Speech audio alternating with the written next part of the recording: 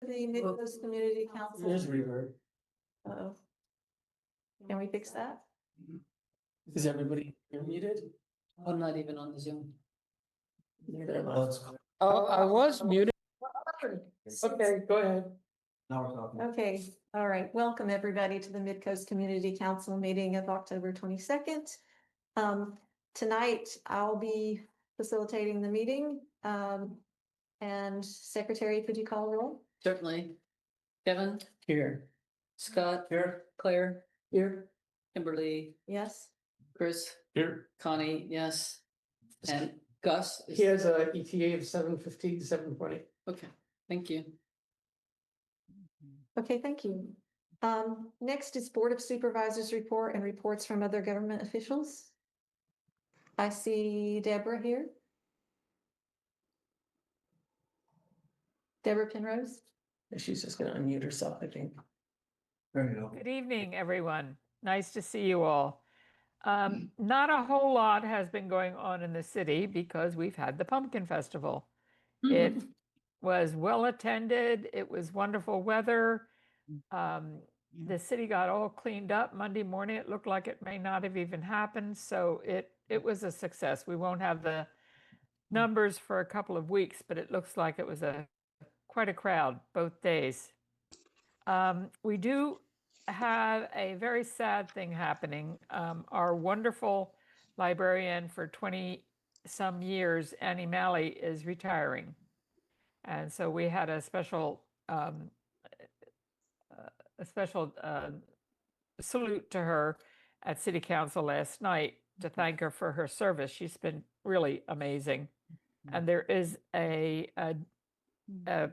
planning to be a celebration for her at the library on Friday night. I'm not sure what the time is, but it is definitely for Friday night.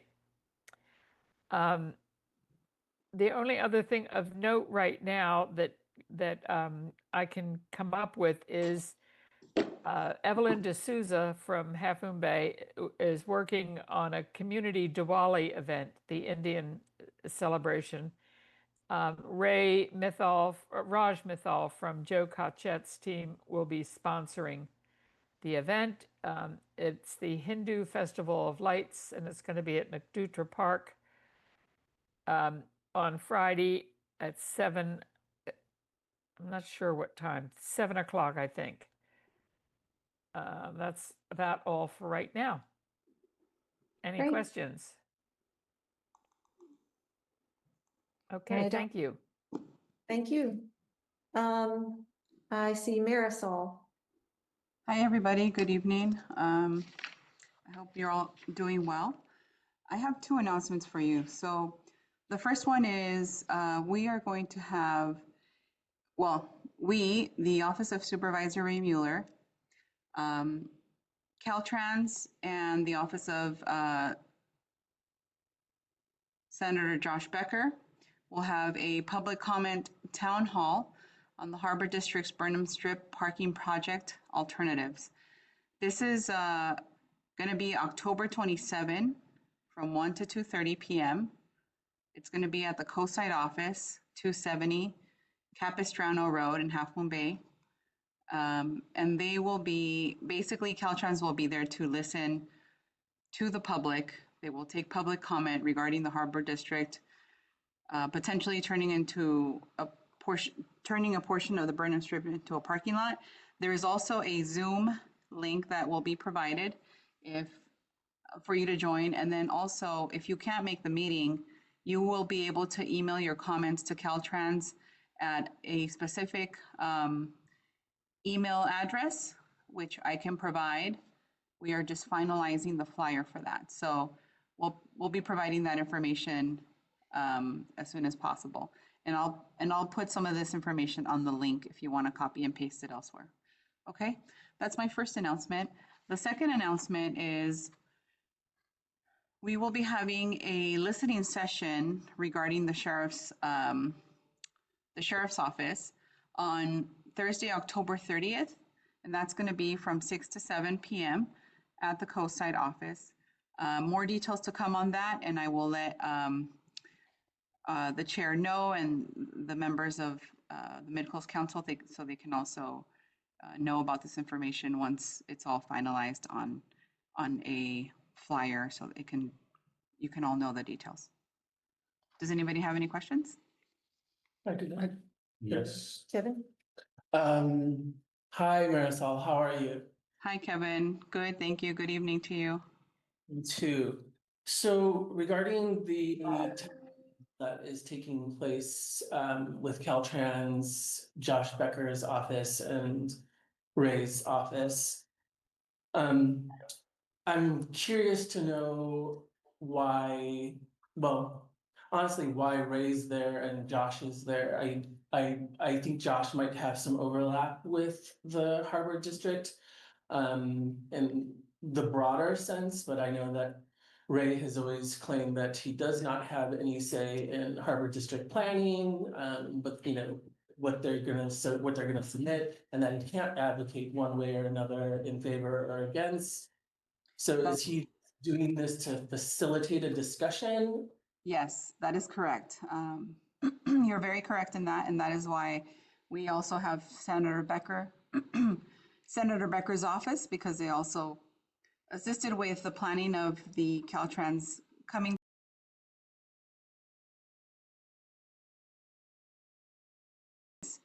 And also Supervisor Mueller will be there to listen, but also to have Caltrans really listen to what the public has to say. Okay, I would ask if Caltrans has been briefed and there's gonna be somebody there that can answer questions in real time instead of deflect and say, we can get back to you, or we'll send an email, because they are hard to nail down and there's a lot of speculation around their recent activity as it pertains to the strip. Okay, thank you, Kevin. I will give your comment to Supervisor Mueller's office. And then once I know what he has to say, you know, whether I will report that to Joan, who works with Senator Becker. Thank you. Mhm. Marisol, I'm sorry, I may have spaced out. Did you, what was this thing about the sheriff? Oh, so the meeting about the sheriff's office is basically going to be about what's going to happen now that the sheriff is no longer in her position. So it's a listening session about how to move forward, what, you know, we want to hear from the coast side on what questions you may have about this whole process. So we're giving the coast side an opportunity to have their own listening session, but obviously it'll be an open meeting. Okay, so you want, I know there's controversy about whether they're gonna appoint somebody, whether they're gonna elect somebody. And I thought they were gonna appoint somebody, but apparently that's a question in there for our opinion. I don't want to go too much into detail, but there was a meeting this Tuesday where there was a lot of that conversation. If you didn't listen to the Board of Supervisors meeting, you know, the recording is there, but we are going to try to replicate a meeting on the coast where we have the public give their comments, kind of like how they did at the meeting here in Chambers. So it's basically an opportunity for people to have a listening session about the sheriff's office. Okay, thank you. Yeah. Chris? Hi, Marisol. If I understood you correctly, you said that this public comment town hall about parking is about the Harbor District's proposal for parking on the Burnham Strip. Is that right? The Harbor District's Burnham Strip parking project alternatives. So Alternatives. why would public comments on it be directed to Caltrans? Because they're the lead, it's a state, it's part of a state jurisdiction.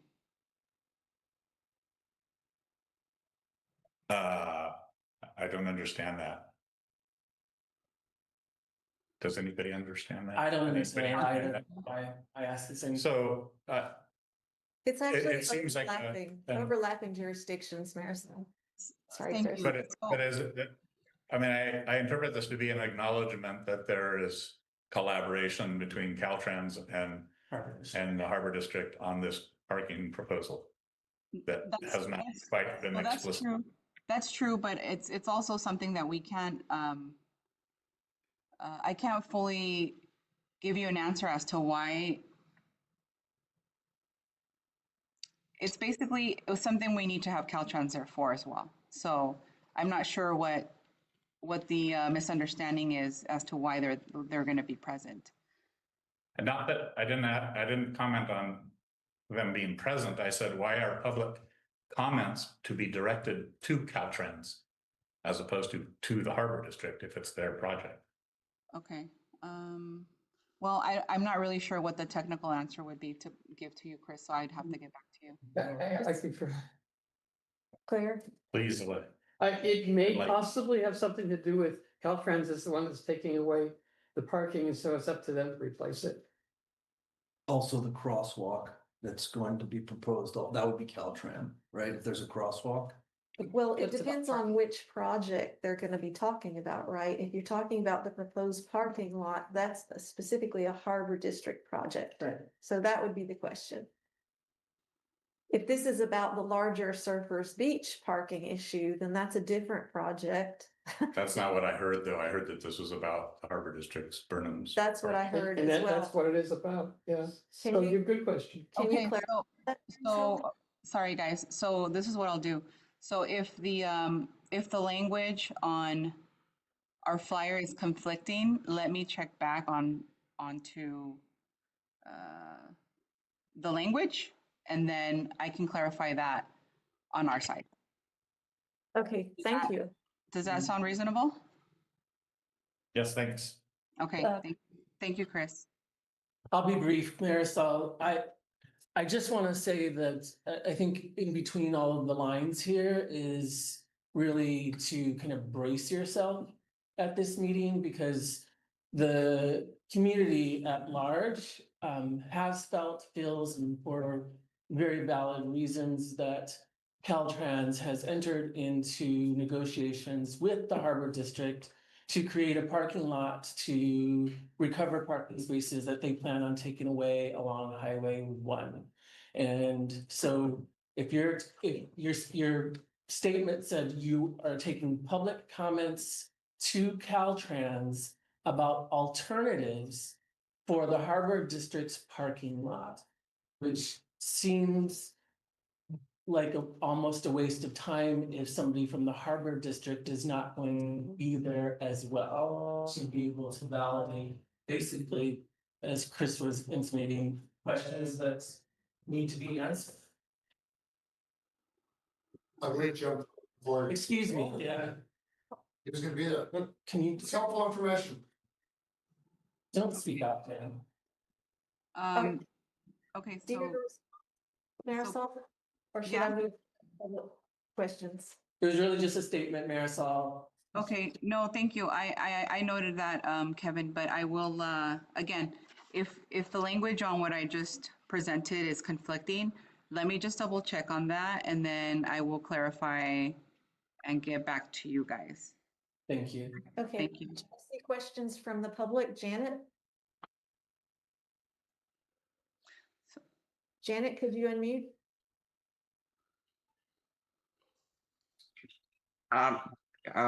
Good evening, everyone. Thank you for taking my hand. Ms. Escalera, thank you so much. I appreciate that the office has arranged this meeting with Caltrans. However, it's at 1 o'clock on a Monday, and the community I've been talking to, they're expressing concerns that, why are these meetings set, on a weekday at 1 o'clock, where it's virtually impossible for a lot of concerned citizens to attend. And that sort of goes hand in hand with the fact that the Harbor District always sets its meetings, at 11 a.m. at a time and we've requested the Harbor District, can you do something with your time so that the public can actually participate, as opposed to having these important meetings and discussions at times where a lot of people are busy or working or have commitments. So I just wanted to share that with everyone. And I also share the concerns that, it seems like something's going on between Caltrans and the Harbor District, but nothing's being reported insofar as, how they're joining together on this project. Caltrans, the Harbor District committed $450,000 plus change to do a evaluation of this, Burnham Strip parking lot, that we have a petition going that, over 1,000 signatures now of, the community not liking this idea. And yet we don't know, and Caltrans said, we're not going to give you any money on this 450. So it's very unclear to the public what's going on between the Harbor District and Caltrans. Should I stop? If you could wrap it up, please. Yeah, I'm pretty much wrapping it up. And then the other concern, that I hope will be presented at the meeting is that the Coastal Commission opinion definitively states that, this is not one of their top priorities for a solution. And I hope that's discussed at the meeting. Thank you. Thank you, Janet. Greg Dieguez? Marisol, did you have an update on the Caltrans right-of-way wildfire mitigation issue that Ray sent us some emails about last week? Any update on that? Can you, thank you, Greg. Can you specify a little bit more on the date and time? I think it was last Wednesday, we wrote Ray a letter pointing out the lack of action by Caltrans mitigating the wildfire risk that the Red Alert Moss Beach Montero group has stated. And to our surprise, Ray replied that evening. Yeah. He asked whether we wanted the Montero Water and Sanitary District to have the ownership transferred to them as part of this effort. And we said no, because there's a deadline of December 2025 to file an application for a waiver to allow the wildfire mitigation to go without a CEQA hearing. Remember Newsom's state of emergency? And so when Ray asked, did we want to conjoin that with the ownership of the land by, for instance, MWSD, we said no, because the transfer of ownership would require a trail plan to be developed, which would require county planning to do it, require the Coastal Commission and MWSD to agree to it. It could take years. We said we just want more wildfire mitigation.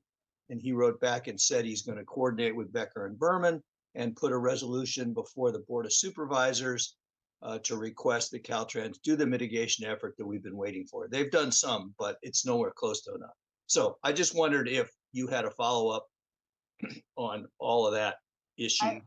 So I don't have an update right now, but I would have to check with the supervisor to see if he's been working on it.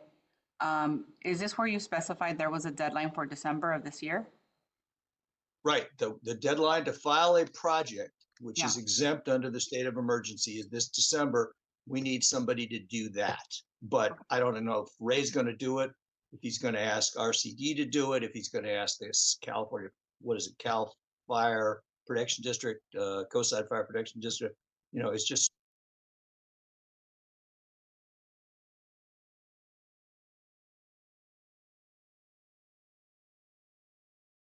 Yeah, I only had the 2 updates for you guys.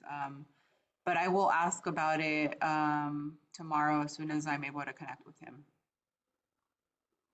Thank you. Thank you. Thank you. Sid, do you have a question for Marisol? Yes, I do. And I also have something for Greg. On Nextdoor today, I was reading from Larry DeYoung that they got a letter from Cal Fire or Caltrans that October 31st, they're going to start some pruning or tree mitigation on the Caltrans right away. So that's your news. You could look on Nextdoor under Larry DeYoung. Sid, can I interrupt you for a second? We lost the Zoom for a moment. So could you repeat what you said? Can you hear me? Yes. Oh, okay. So the Zoom is back. Sid, I talk to Larry every day. I already knew that. Oh, okay. So I thought you didn't. Thank you. So I wanted to ask from Marisol, I wrote down October 30th listening session, but I didn't get the time. What was the time again? 6 to 7 p.m. on the sheriff's issue? You mean on the sheriff's issue? Yes, on the sheriff's listening session. Yeah, 6 to 7 p.m. Okay, some guy on the board, I forget who it was suggesting that Mike Callaghy be appointed sheriff, and I saw the look on his face. I was shocked. He has enough on his plate. Anyway, about the Caltrans meeting, are we allowed to ask other questions on that meeting about Caltrans issues that are related, like the Moss Beach corridor, for instance? Or not? I haven't been told otherwise, but I Can will have to. Ask Ray if they can, if members of the public are allowed to ask other because I know he worked hard to get the meeting, and that's why they have it in the middle of the day. It was the only time we could get it, but if That's they're right. here, it would be great to be able to pepper And them with other questions. And I will ask. I will ask. Sid, I will bring it up. And yes, thank you for addressing part of the answer to Janet's first question about why is it at this time. but while we have sheriffs in limbo, we've had a lot of explosions on the coast side, and they're not doing anything about it. Were you aware about it? Actually, Sid, I've been looking at that, so I'm not going to report on it tonight because I didn't prep for that report, but I will talk to Supervisor Mueller and see what information we can share right now. I'm not sure the Board of Supervisors can do anything, but No, I'm referring to Supervisor Mueller, sorry. okay, thanks. That's it for me. I'll wait to put my hand back up for public comment. I mean, All right, thank you, Sid. announcements. Claire, want to add something? Yeah, Sid, I just wanted to let you know and everybody else know that Captain Chicha will be here on the November 11th, 12th meeting. Thank you so much. All right, the last hand I see is Dan Haggerty in the rooms. Dan?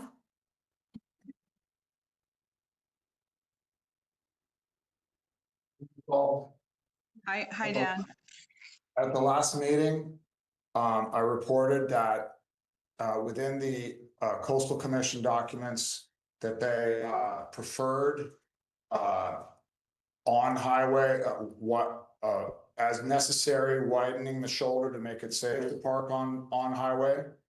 And you asked me to send you the information. I sent it to you, but I don't believe I got a received message.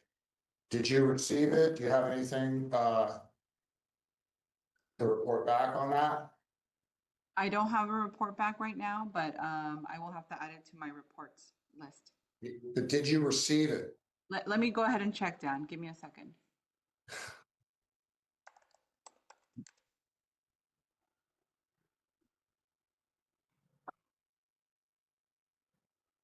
I think you're referring to.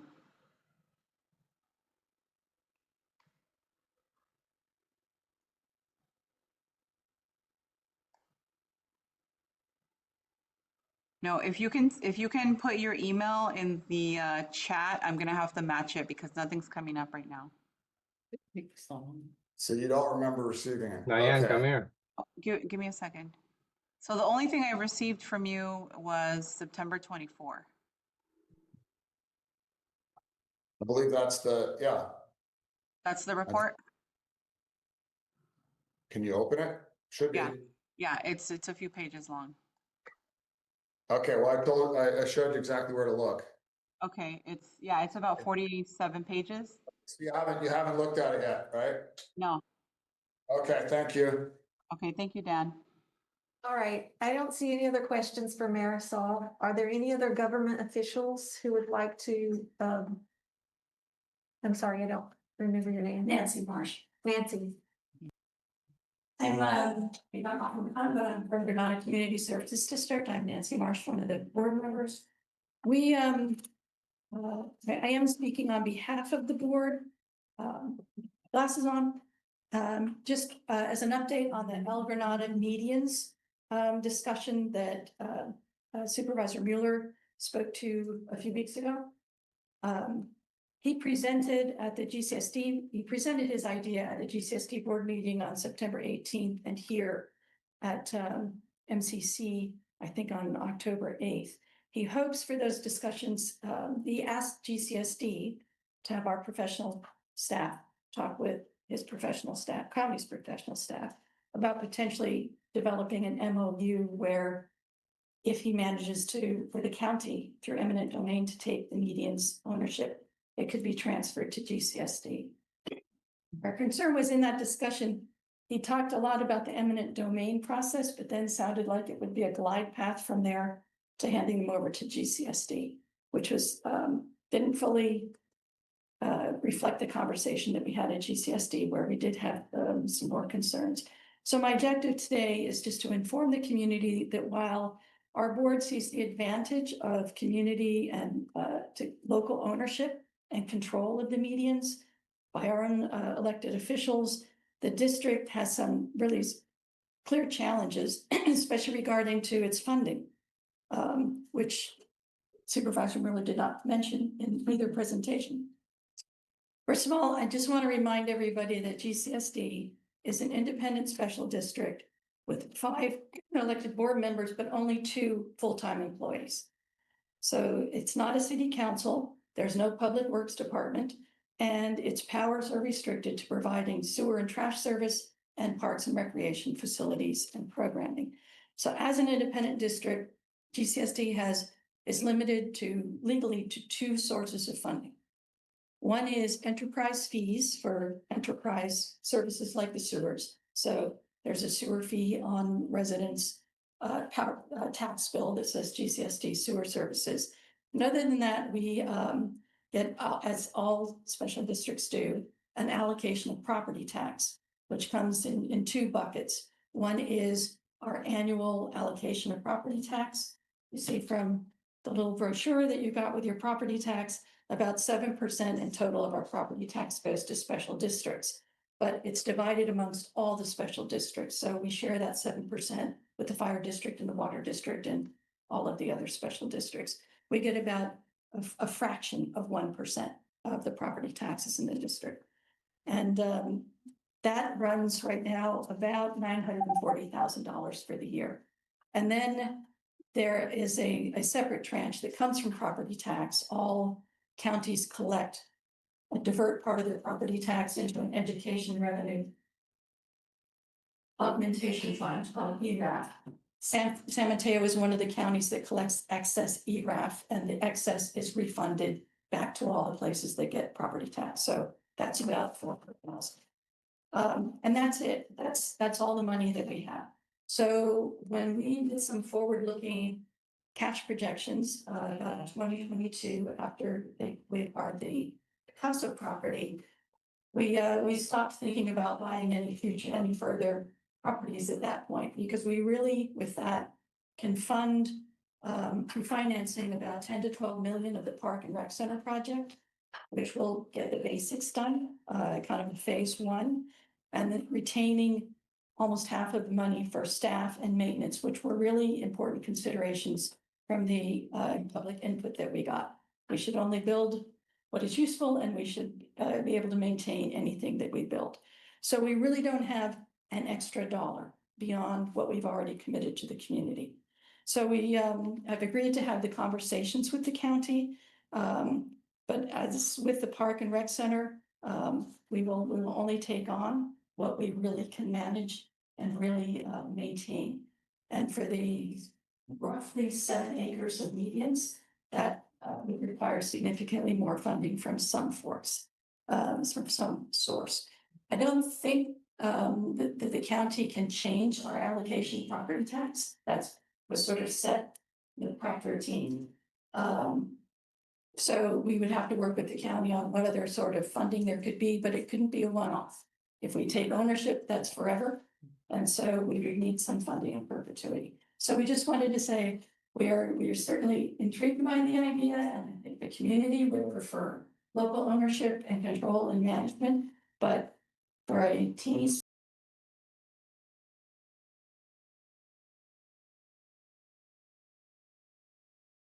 recording in progress. So I just wanted to pass that additional information, and I can update any Thank questions on you. that. Are there questions for Nancy Marsh? Kevin? Yeah. So, thanks, it's nice to see you here on this side of the table. During that meeting, there was additional discussion about kind of all of these things, and there was specifically an idea floated about whether or not GCSD would entertain community group input around a pilot program, kind of getting all of the appropriate people together to look at what can be planted, how it needs to be planted, how it needs to kind of align with fire state, and Cal Fire, and Parks and Recs, and all of the people involved. So what you're saying tonight is not that you're not willing to hear those things, you're just saying that, you know, and listening to all of it, whether it's a proposed annual budget or not, it's gonna be a long process to get to a yes or a no. Right, and I think actually, as I understood that pilot project, there are perhaps some partnerships and some, at least for the pilot project, some funding source to do that pilot demonstration project. Right. It's everything that comes after that is a Sure. charge. Cause I think there's maybe 6 trees on that pilot project area. Yeah, it's not many on that. And then I just really quickly, you mentioned that the money is split amongst the special districts, and it starts out at what percent? It's according to the county brochure, 7% of our property tax goes to special districts. And we get less than 1%. GCSD gets a fraction of 1% of the property tax, I think, from our district. So that would be every special district in the county of San Mateo then, right? Splits that 7%. Oh, okay. So Of it's the not, total property tax. it's not up and down the coast side, just, Yeah. okay, thank you for clarifying. Okay, I see 2 hands Wait, raised. Connie? Oh, just a moment. I just want to say we're way behind already, so if you could Yeah, make it quick. Thanks, I Connie. just wanted to clarify, but has it been clarified who has ownership of that property? Is it the The county medians? or the meeting? The median, according to the county, who donated with historians and some legal research GCSD years ago, we would have said, and our legal research suggested it was the county, that when the neighborhood was created and the various things signed over to the county, the medians were public places. Yeah. And should be county owned. The county's absolutely firm position is that the medians are on an easement and the adjacent property owners own the underlying land all the way to the center of the median, which from another project that we consider doing on the median gives them great concern because they can't get liability insurance beyond the sidewalk. And so the county thinks that the local adjacent property owners own it, which is why in Supervisor Mueller's proposal to do eminent domain without paying people for the property, they would have to go house to house and ask them if they will transfer it to the county. So his proposal was get it all consolidated with the county and then have the county transfer it. If he gets it consolidated with the county, So they do have a lot more resources than GCSD, even if it's only one local supervisor. It may have more resources that way. Yeah, it sounds like it's still not clear who really owns the land and where it will end. Well, the That's all. county is quite clear on it, the county council. They believe it's an easement. Okay, any other council members have questions for Nancy? Thank you. No, Sid, I see your hands up. Do you have a quick question for Nancy? No, I put my hand up because I was gonna make a public comment for MWSD, but I wait until Jane asks her question. Okay, great. Jane, please go ahead. Hi, my comment is directed to Nancy. Hi, Jane. Hi, the neighborhood was caught a little bit by surprise about Supervisor Mueller making the proposal, and we don't feel like we had enough time to really respond and give input. As you know, the medians are super controversial. Many people just really love them, and other people, they just drive by. It's not important to them. But I hope you'll give a chance for the community to respond, because the discussion opened up a lot of questions about, would GCSD sell the property? would the Board of Supervisors sell it? It opened up a huge amounts of questions. And so I hope my comment is I hope you'll give an opportunity at your meeting to hear more public comments. Jane, I'm glad you brought that up, because I think it was Dan at the last meeting asked Supervisor Miller, not the last month, but when he presented that. If there would be, I think Dan specified about eminent domain, if there would be a public meeting or public comment. And Supervisor really said, well, I think GCSD would have public meetings. We, from our standpoint, are just entering into a preliminary conceptual discussion with the county, would not be involved in eminent domain. That really, Marisol, you may want to take that note. If the public would like a conversation about taking the medians and taking them by eminent domain, that really is, in our view, Supervisor Mueller's project and a county project, not a GCSD project.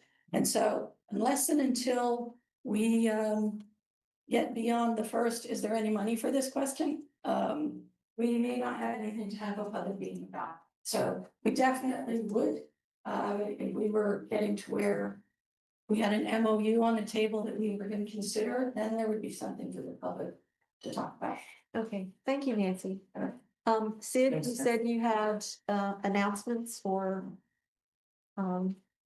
It's not really an announcement, but a lot of people are starting to ask questions since they got their property tax bill. So I have two things to say, and that is on the school parcel, sorry, not the parcel tax, the school bonds. Those are a blended rate, which is 3 different bonds that we're paying for now, Measure S, Measure M, and now the new Measure K. So that's why it went up, because there's a new bond on the blended 3 bonds that we are paying on our school bonds. And the this is for MWSD customers only. The rate that you're paying for MWSD is your sewer charge and the sorry, I'm trying to think, just a minute. Water reliability charge, and they also blend that rate on one line on your property tax bill, even though one is water and one is sewer. It's a fixed rate for the water reliability charge, but your sewer charge is based on your usage during the wet weather months. So that's when you're normally not irrigating during the rainy season, and they base your sewer charge on your water usage. So if you're frugal during those months, then you'll have a smaller sewer charge. But if you're running the water all the time, then you're going to have a higher charge. But there was a rate increase anyway, so it did go up this year. And unfortunately, a lot of people are kind of crying the blues. But if you need to have the rate explained to you, you can call the office. Thank you. Thank you, Sid. Are there any questions for Sid? Seeing none, Nope. we're gonna move on now. I'm sorry. Did I someone? said hopefully not. All right, thank you. We're gonna move on now to public comment, and I would like it if people, because we're short on time, keep their comments to 3 minutes or less. And then if council members have questions for a speaker, if they could wait till the speaker is done speaking, I will allow 1 question. Can you repeat that? If during public comment, you have a clarifying question to a speaker, you may ask your clarifying question when the speaker has Okay. finished speaking. Thank you, Kimberly. All right. Are there any public comments in the room? And the speakers like that. Nancy, please go ahead.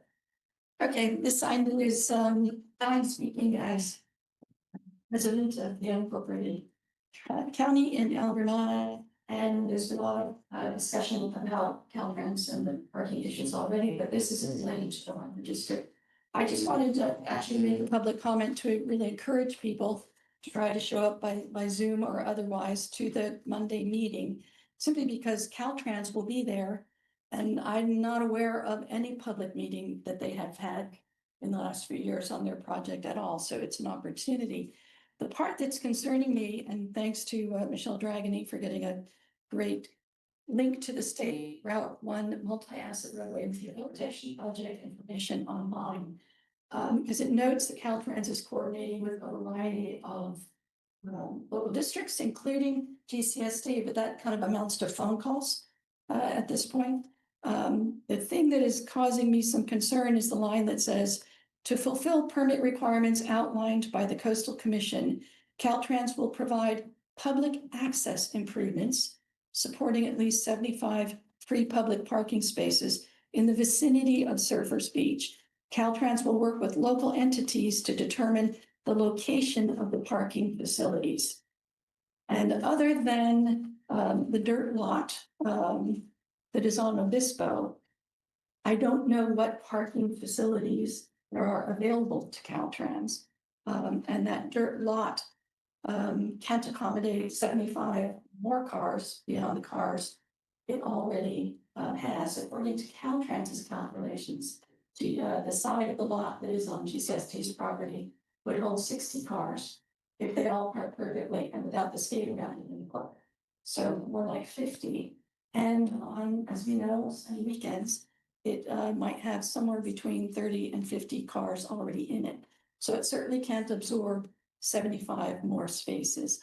And the Caltrans's first pass, when there was the appeal to the Coastal Commission, did a review of parking available within a quarter mile, that's what they called walking distance of Surfers Beach, and determined that there was enough parking available in the neighborhood to absorb all of the street parking. They did their survey. I did read the appendix around midday on a Monday in May, not the holiday Monday in May, when in that neighborhood where there is a lot of multifunctional housing, people would have been at work. And so I think we should go just to take advantage of Caltrans actually being there to hear the public. Thank you. Thank you, Nancy. Is there anyone else in the room? Dan Haggerty. Good evening, council. Dan Haggerty, I'm not a 13-year pastorate member of this council. I just want to, excuse me, just briefly urge the council to vote on opposing the parking lot on Burnham Strip that the Harbor District is proposing. Based on all of the community members that have come into this room or zoomed in and gave you comments. Additionally, based on the near 1,100 signatures on a petition opposing this, believe the duty of this council is to represent the community, and the community has spoken, will continue to speak. I just wanted to highlight that. I wanted to just reiterate, I think that it's a bad timing for the meeting, but I guess we're gonna have to go with it, accept it. It's just unfortunate that so many people will not be able to participate. And that's all I have right now. Thank you. I have a Thank you, question Dan. for Dan. Can I? Kevin, you may ask one question. Dan, I have a question for you. Well, first of all, I didn't really understand your comments. You are urging us to vote on what? Opposing the Burnham Strip parking lot. Okay, I think everybody will vote their conviction however they vote, but your comment in general is just for us to say to whom that there's 1,100 signatures on a document that opposes the Burnham Strip parking lot. What is You your? don't have to get into that detail, just Who are you asking us to address? What are you? You're asking the MCC to advocate for the community. Who do you want us to talk to? Kimberly, do you understand the request? Do you have a particular target that you want the Thank you. MCC to consider for, I'm assuming a letter? Are you asking me who would you send a letter to? Yes. Well, the Harbor District, the county, City of Half Moon Bay, everybody involved. Clear. Thank you. Thank you, Kimberly. Okay, I see two hands raised on Zoom. Lenny Schultz.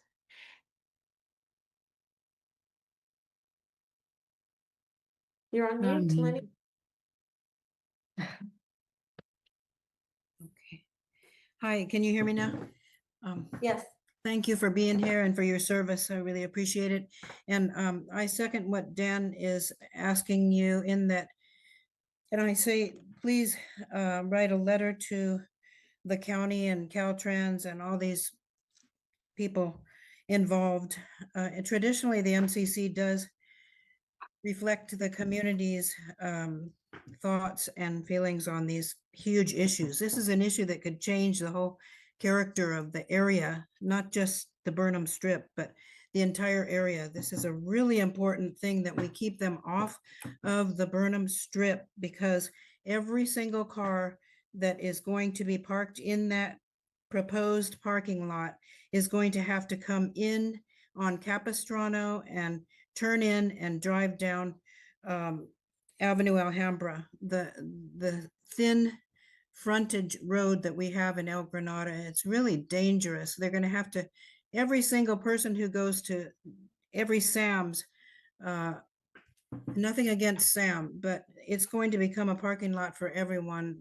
Sam's in particular needs parking desperately, and they're going to be using that parking lot a lot. Can you imagine how constant in and out of Sam's patrons, let alone everyone else that's going to be using it? Capistrano is going to be a total zoo. It already is, and it's very dangerous. A friend of mine did get killed in that intersection, Capistrano. It's known as the most dangerous intersection on the Midcoast. And this is no, no, no. They cannot be using El Granada for their this and that and that and this. It's just no. It's a historic piece of property also, the Burnham plan. And we don't want it turned into a parking lot and increasing the traffic and the danger in the area. So Midcoast Community Council, please reflect. We have 1,100 people just who signed the petition, and most people don't even know about this because they're so quiet about everything. And I think they're under the table on a lot of things. There's meetings going on with the Chamber of Commerce and everything else. And I'd like to know what happens at that meeting too. I understand some MCC member or members might have attended that meeting with the Chamber of Commerce, but I'm just saying, please reflect the community. I don't know of anyone who wants that parking lot there. That would be really dangerous. They would have blood on their hands, I'm telling you. I live on the front and I see that section all the time with the red lights flashing. And that section of the highway is that section of the highway is cordoned off because of accidents, constant accidents. Thank you for listening, and please reflect us. Greg, you're next. Greg I Dieguez. wanted to finish up on, yeah, thank you, Kimberly. I wanted to finish up on the wildfire mitigation on the Caltrans right away. We received an answer to a public records request, a trove of emails between the Coastal Commission, CAL FIRE, and Caltrans. And there are a few things worth noting for the community and the MCC. There is a process for obtaining an exemption from regulatory requirements regarding removing wildfire risk. That exemption has to be filed by the end of the year. 103 projects so far have been approved by the state. We determined through these emails, the Coastal Commission has been after Caltrans to mitigate this risk for some time. They haven't done it. We also confirmed that there are no endangered species in the area. And we're just waiting for someone to file the permit waiver. It might be that our organization will try to file it, even though over half the applications filed so far have been filed by fire agencies. We haven't seen CAL FIRE or CFPD doing that. The MCC could even do it. I also had the thought that maybe the Resource Conservation District could do it if Supervisor Mueller engages them. So I just want you to know that we have this deadline. We're not now asking the council to do anything, but we might in the future, if we can't find that the fire districts or the RCD is going to do it, we might ask the MCC to help us out. Thank you for your time. Thank you, Greg. To you, Kimberly. Is that the same request that came from Ray at our last meeting, asking us to write a letter to request release of documents? No, No. It's different. That's a Okay. different issue. I just have one. Yes, Connie? Greg, when you say we, you're referring to the Red Alert group, is that, because you use the word we a Yes, lot? yeah, Okay, we have like 140 people in the red. Thank you. Okay.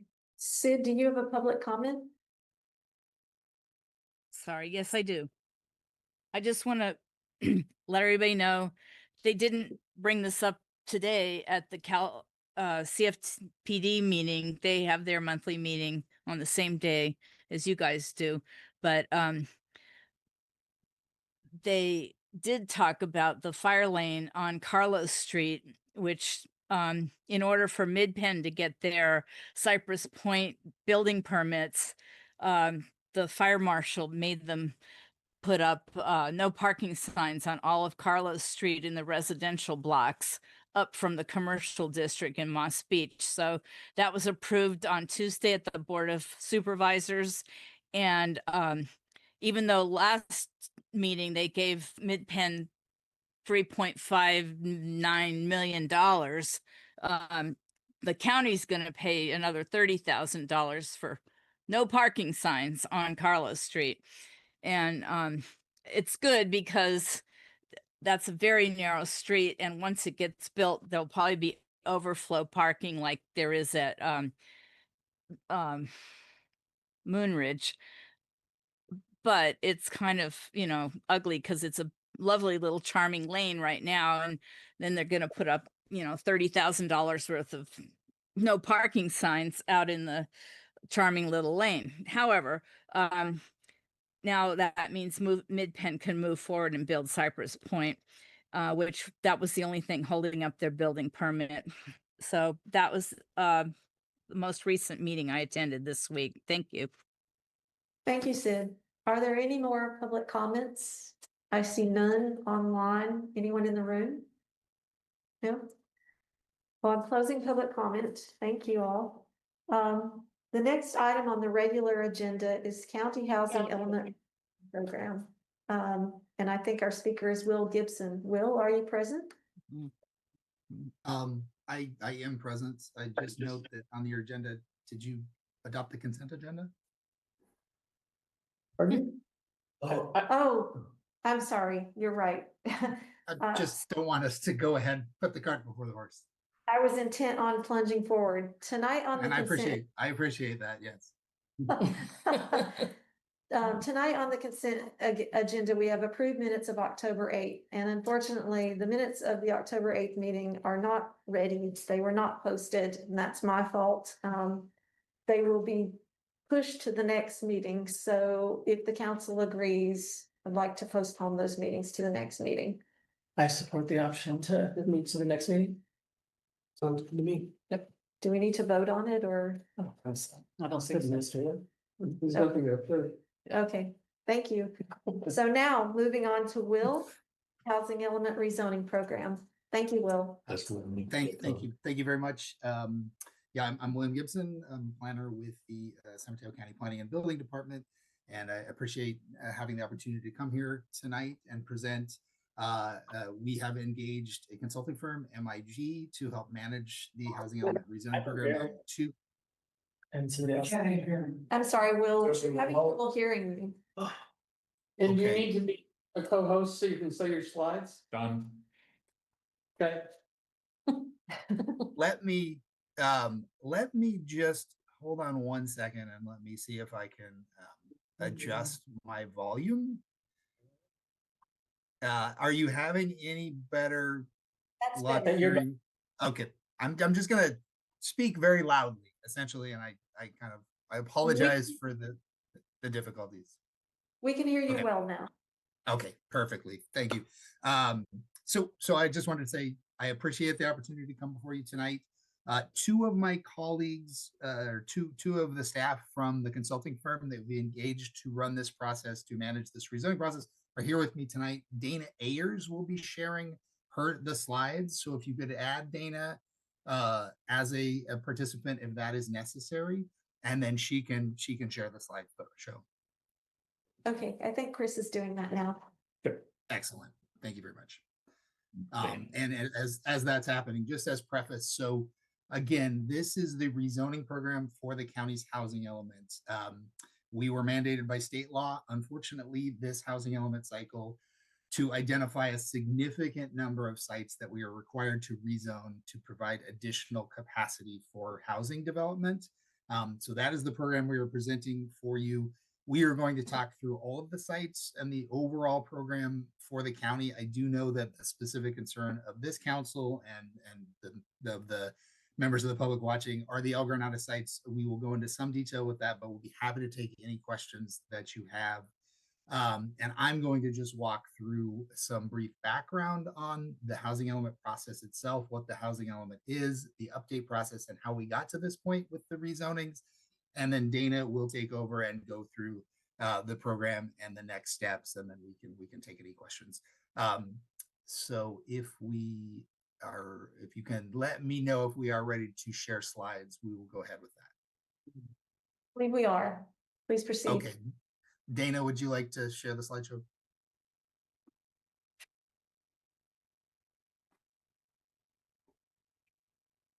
And Dana, you're on mute. And I'm seeing it now. Excellent. Great. We can.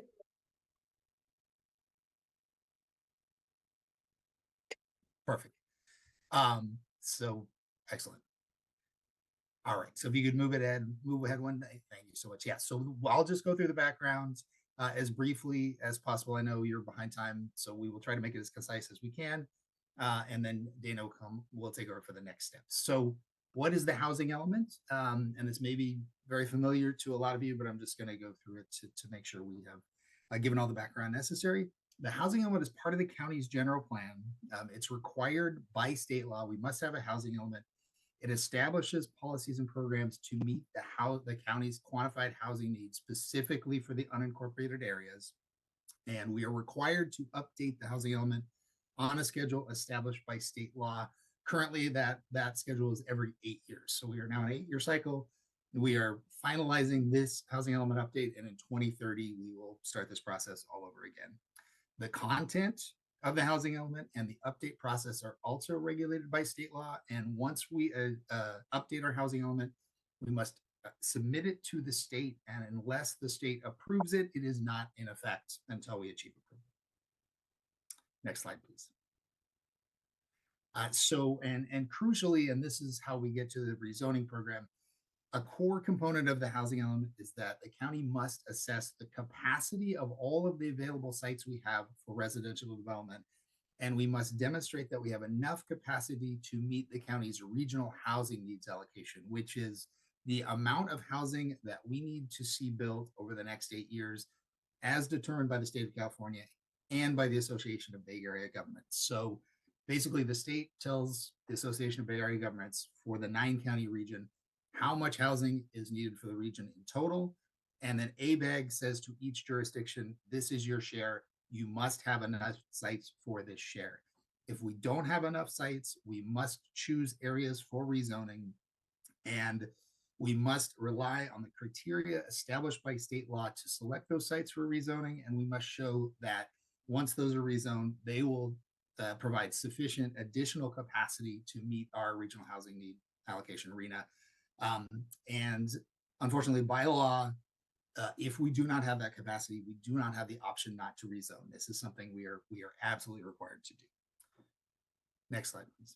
And so this just shows the analysis that we undertook to determine what was the capacity of the existing sites versus our arena, and what deficit we had, and what we were proposing with the new zoning. So where you see the arena column, this is what the state determined and ABAG determined we needed in the unincorporated county, 2,833 units.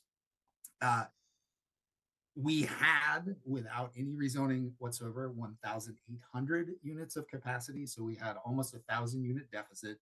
We have proposed rezoning of multiple areas throughout the county, which should generate capacity for 1,500 additional units, which leaves us with a surplus, not only in total, but across every income category, because we are also required to show that we have sufficient development capacity for various income levels of housing affordability. And we are also required to adhere to some very strict selection criteria when we undertake the rezonings. We must assess infrastructure resources. Proximity to transit is crucial, but also the state wants us to diversify the sites across geographies throughout all parts of the county, across socioeconomic areas, areas that are physically diverse, and we are required to avoid concentrating sites in any single area or any type of community. Essentially, and it's a valid concern, the state does not want to see communities over concentration of all of the housing and all of the higher density housing in any one given area or any one given community type. So that's a very crucial part of the analysis, and it does dictate how we are able to go about this process. We attempted to look at areas that are already zoned for residential development and that are adjacent to residential or mixed use development. And there are also various size, locational, and other criteria that are established in the law. And I'll turn it over to Dana to carry this forward. Hold on. Yeah, I'm sorry, I'm getting some crosstalk. Oh, thank you. But let me just say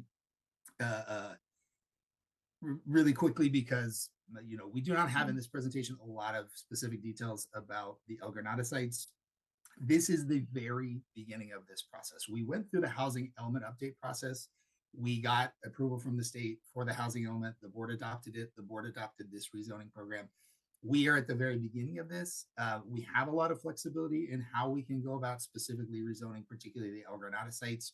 We are here to present this to you, provide information, and to receive feedback and to make the public aware that this process is happening, so that the members of the public can be engaged throughout the process and continue to give us feedback. So we are well aware of the sensitivity of these sites to the residents of the area.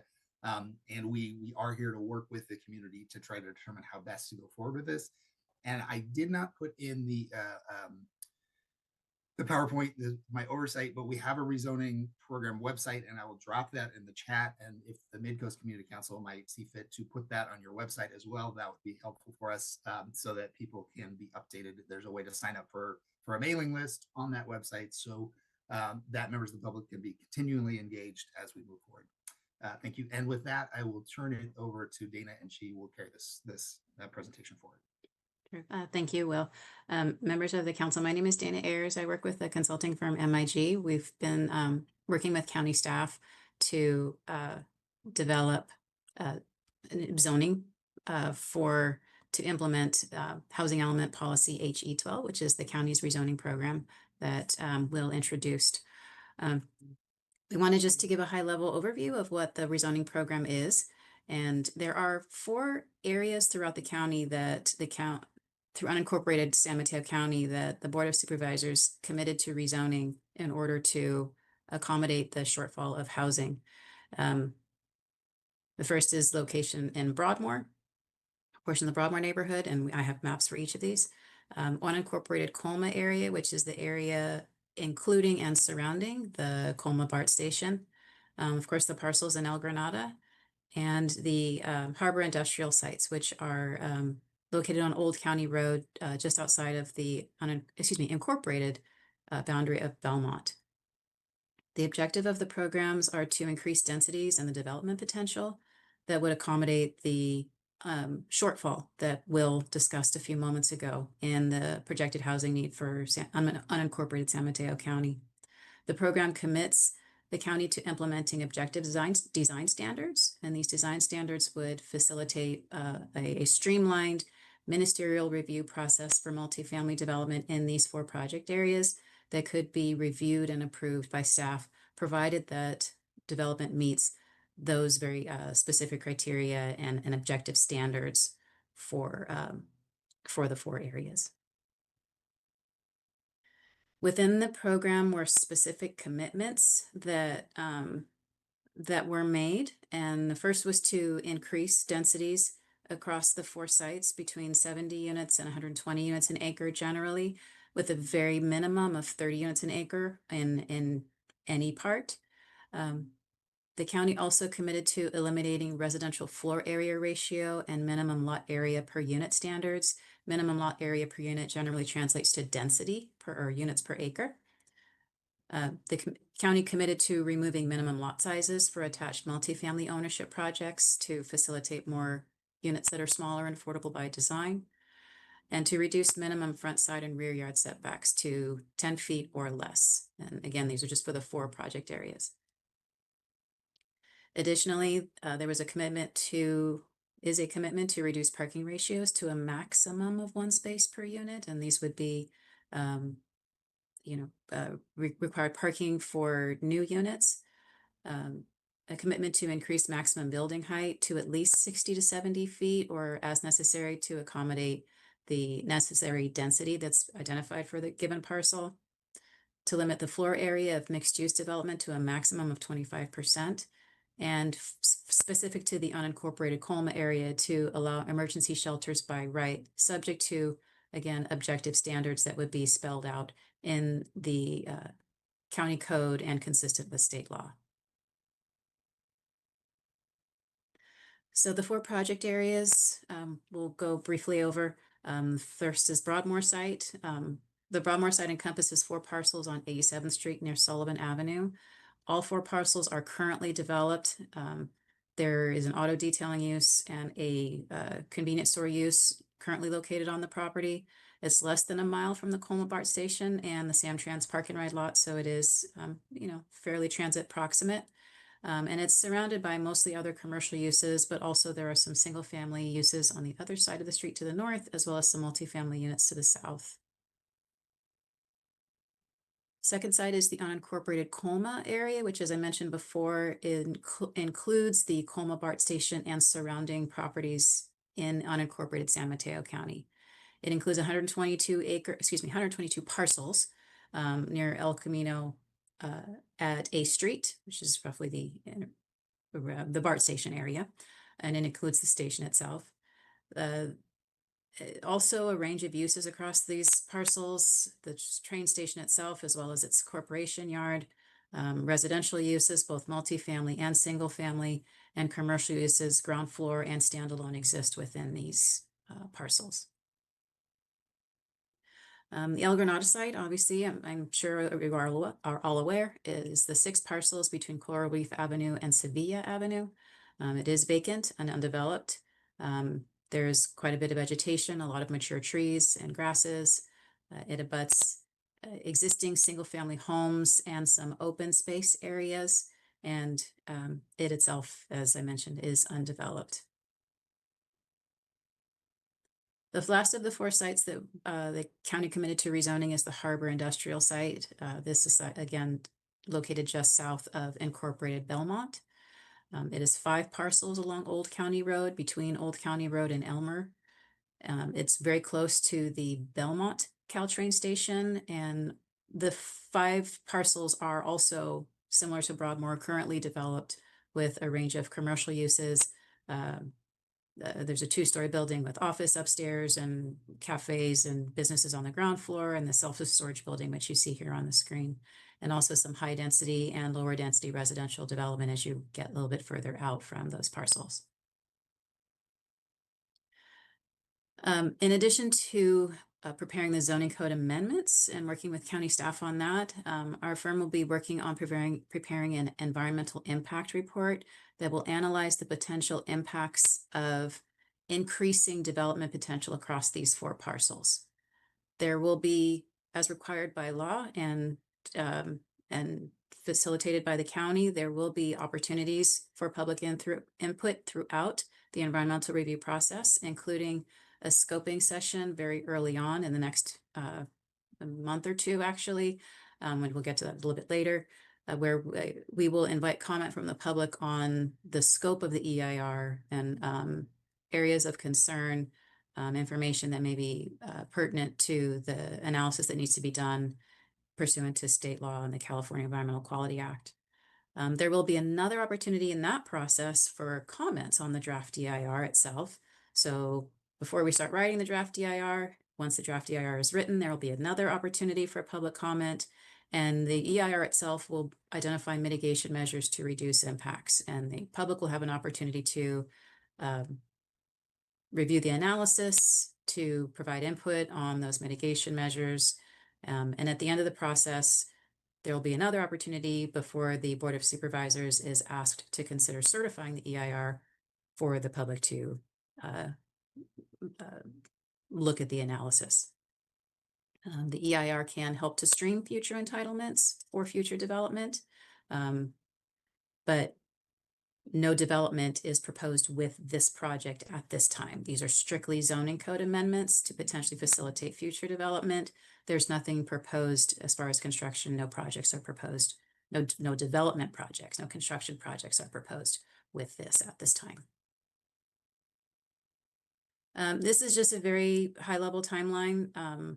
This is reflected in the staff report as well of the steps over the next 9 months or so to draft the amendments and toward move toward adoption later in 2026.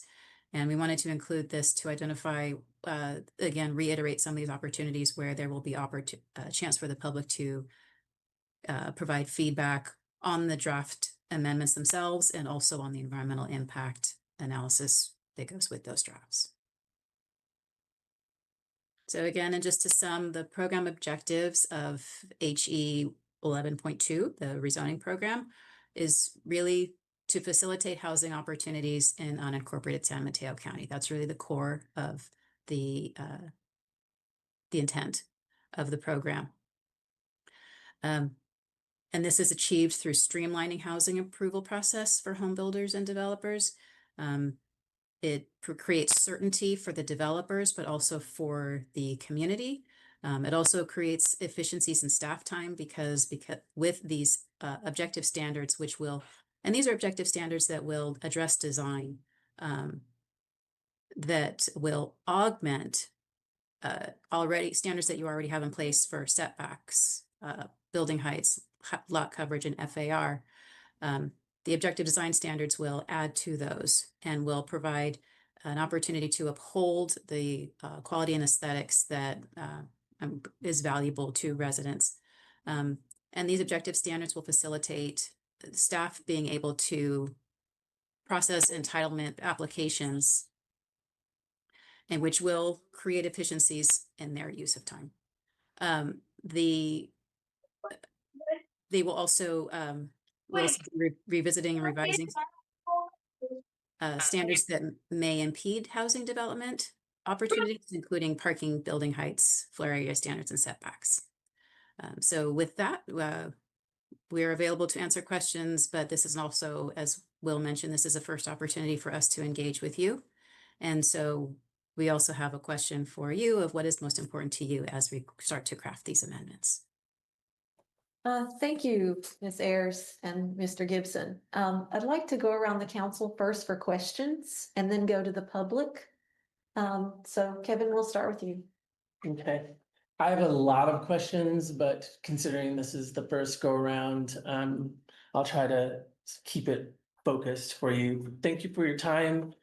So there's already a lot of discussion about the rezoning approval, and Will, I'm sure you can imagine what some of that dialogue looks like. People are pointing to the fact that there's already developers in your back pocket. There are already, specs for buildings that are going to be 3 and 4 stories high.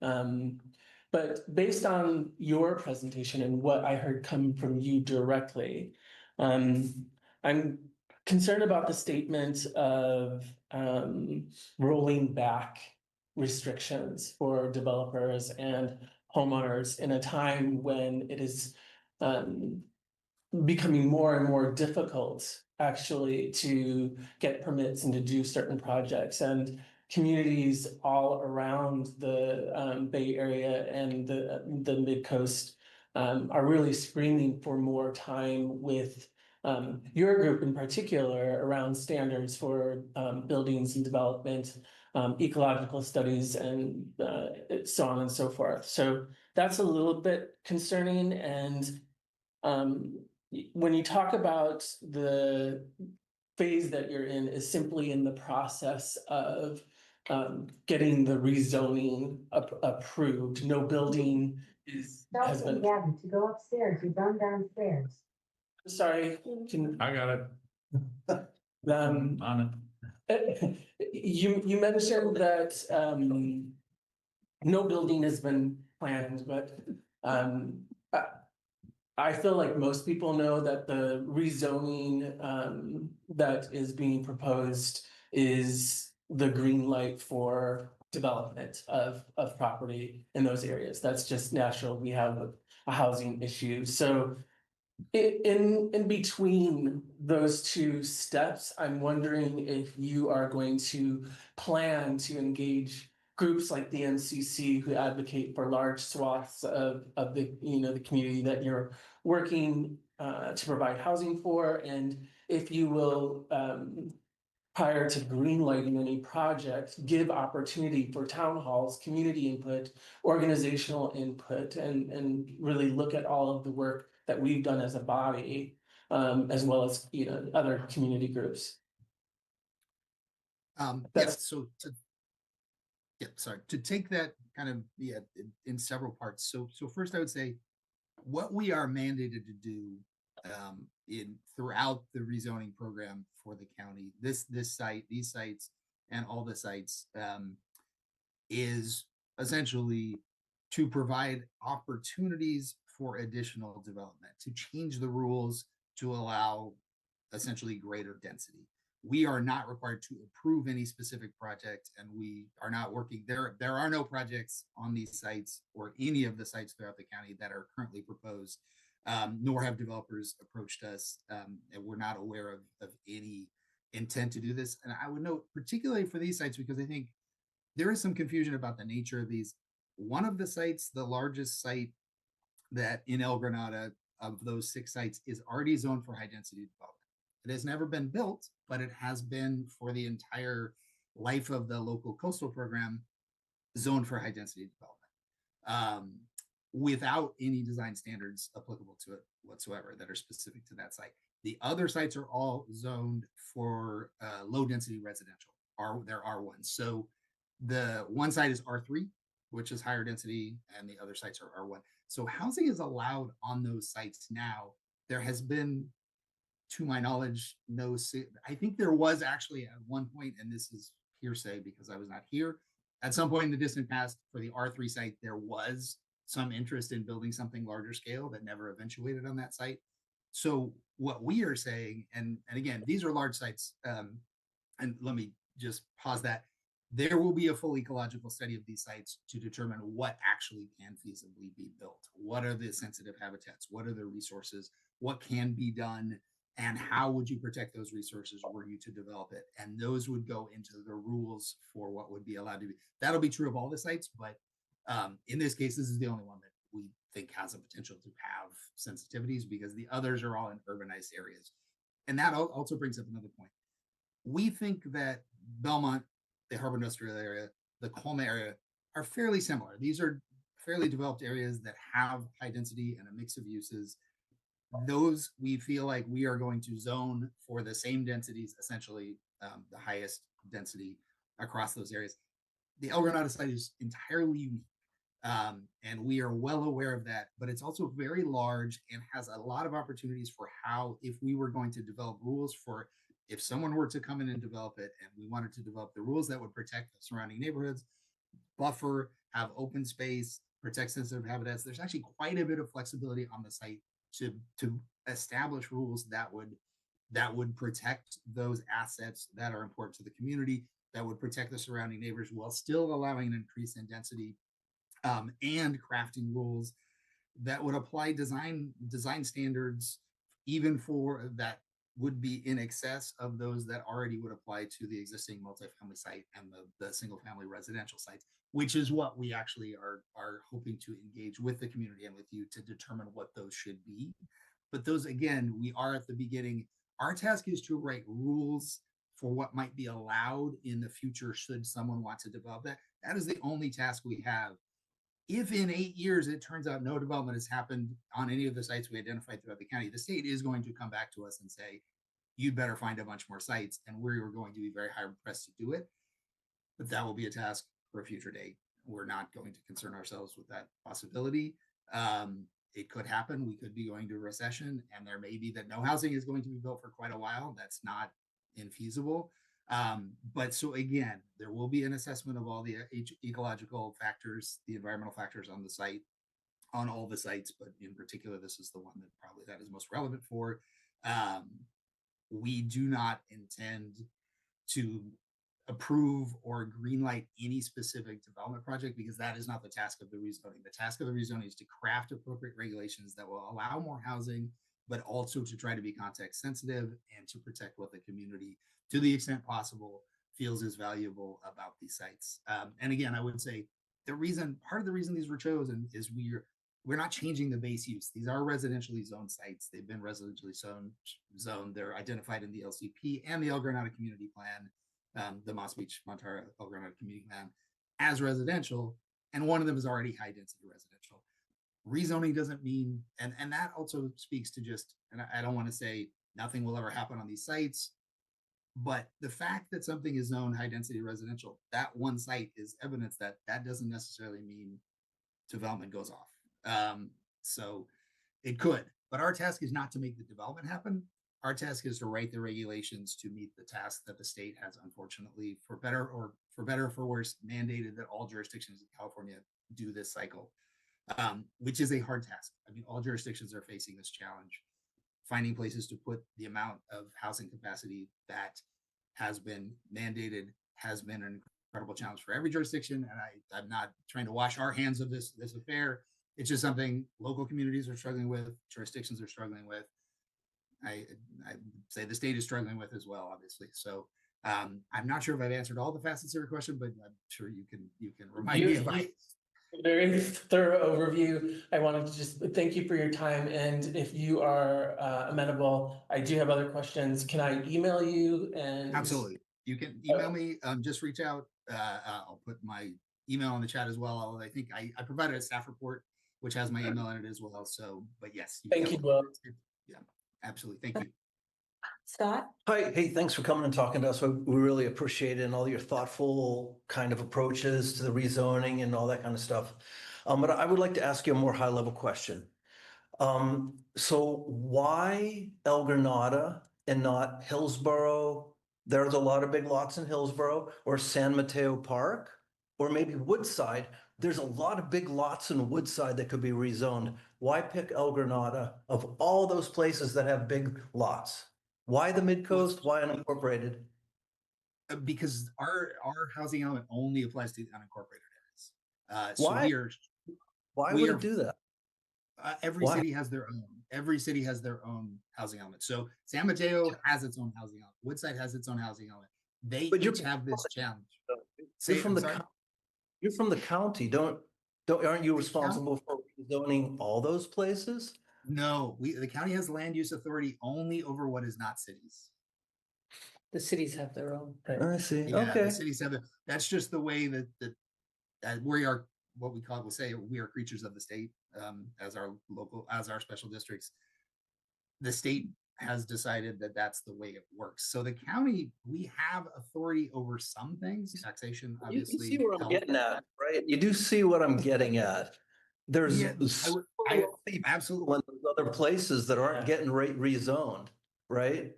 I would say I would say two things about that, and I absolutely understand that concern. Actually, I think from the county's perspective, we share that concern in that we think we were given too high a number, and that more should have been given to the cities, because the same process happened with every jurisdiction. They were given a number they must meet. You must provide capacity.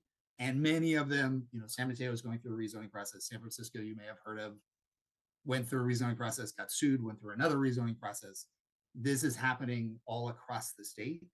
The problem is the county's unincorporated areas are fairly limited, and most of them are either faced with really, they're faced with development, they're almost undevelopable, or they are in areas that are completely developed and have no additional capacity. Well, We you went just through. rezone, right? You just rezone them and they become developable, right? We Just are, like yes, so that is what we are doing in the other areas. What we had to do is say, what are the most likely places that rezoning, will establish additional capacity? It doesn't mean it necessarily will happen.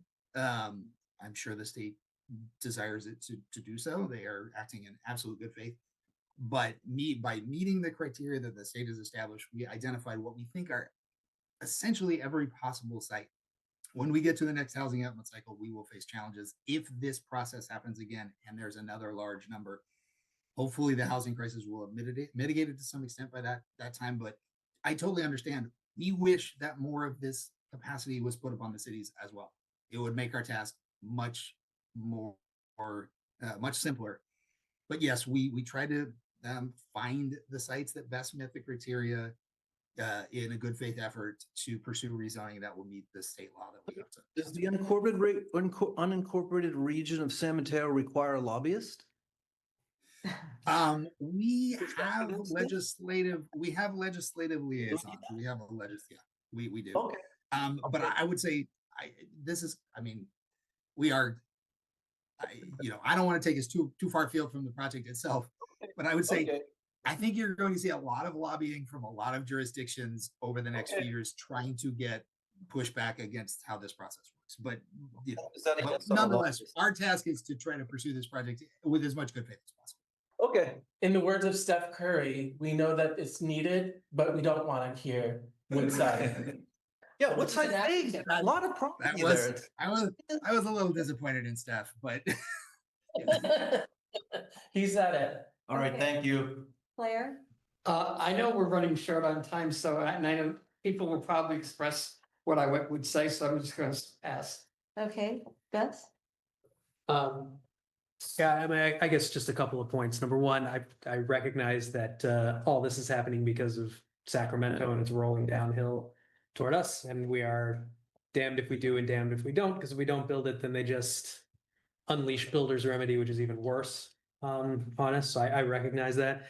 I do kind of want to sort of along rhyming with what Scott was saying. I recognize that Woodside is its own thing and they have their own housing element and all that. But when I look at these parcels and think about the infrastructure that we have here on the coast side versus the infrastructure we have over on the other side of the hill in places like Broadmoor and places like Colma, I just think the infrastructure is better there for handling more people, and that the coast side should be like the place of last resort for putting this stuff, because unless somebody wants to make a giant investment in infrastructure for the Midcoast, then fine. There's maybe room for a discussion here, but like we don't have the sewer, we don't have the water, we don't have the electricity, like for all to like handle a whole bunch more people. That stuff is in much better shape over on the other side of the hill. I think some of the unincorporated parts of the county could absorb at least this housing element, and then hopefully by 2031 we can maybe make some changes in Sacramento that would prevent us from having to run through this whole process again in 8 years. So I do think more of this could get pushed to the other side of the hill, and frankly, this rezoning should not happen here until we're sure that we cannot possibly build another piece of another unit of housing in the unincorporated areas that have the infrastructure to be able to handle on the other side of the hill. That's what I want to say. Thank you. Point taken. Thank you.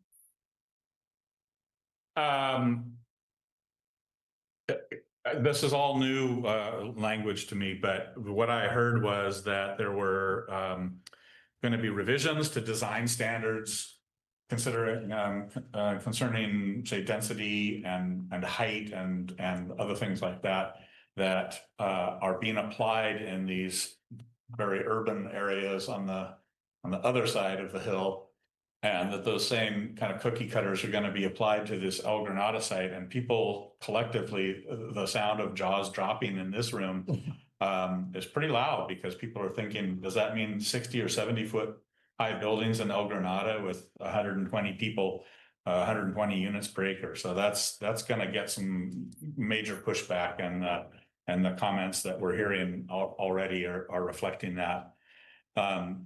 The question that I have, though, goes back to your chart, was early on where you kind of laid out the numbers. And what I saw was that you were dealing with a deficit in the RHNA of almost 1,000 units.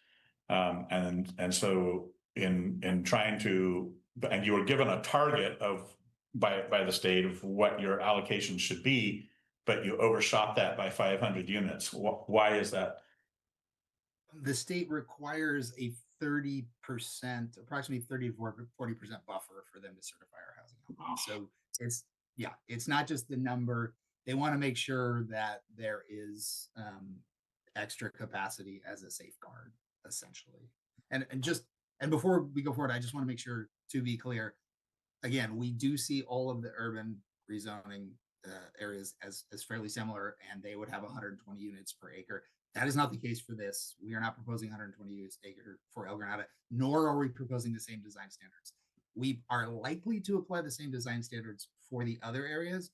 We are going to be very careful in crafting design standards for this area distinctly in consultation with the community to make sure that we do want them to be objectively applicable, which means you can look at a chart or you can look at a set of rules and say, do they meet them? Do they not meet them? But that does not mean that they won't be distinct to this area. Okay. Thank you. Bonnie?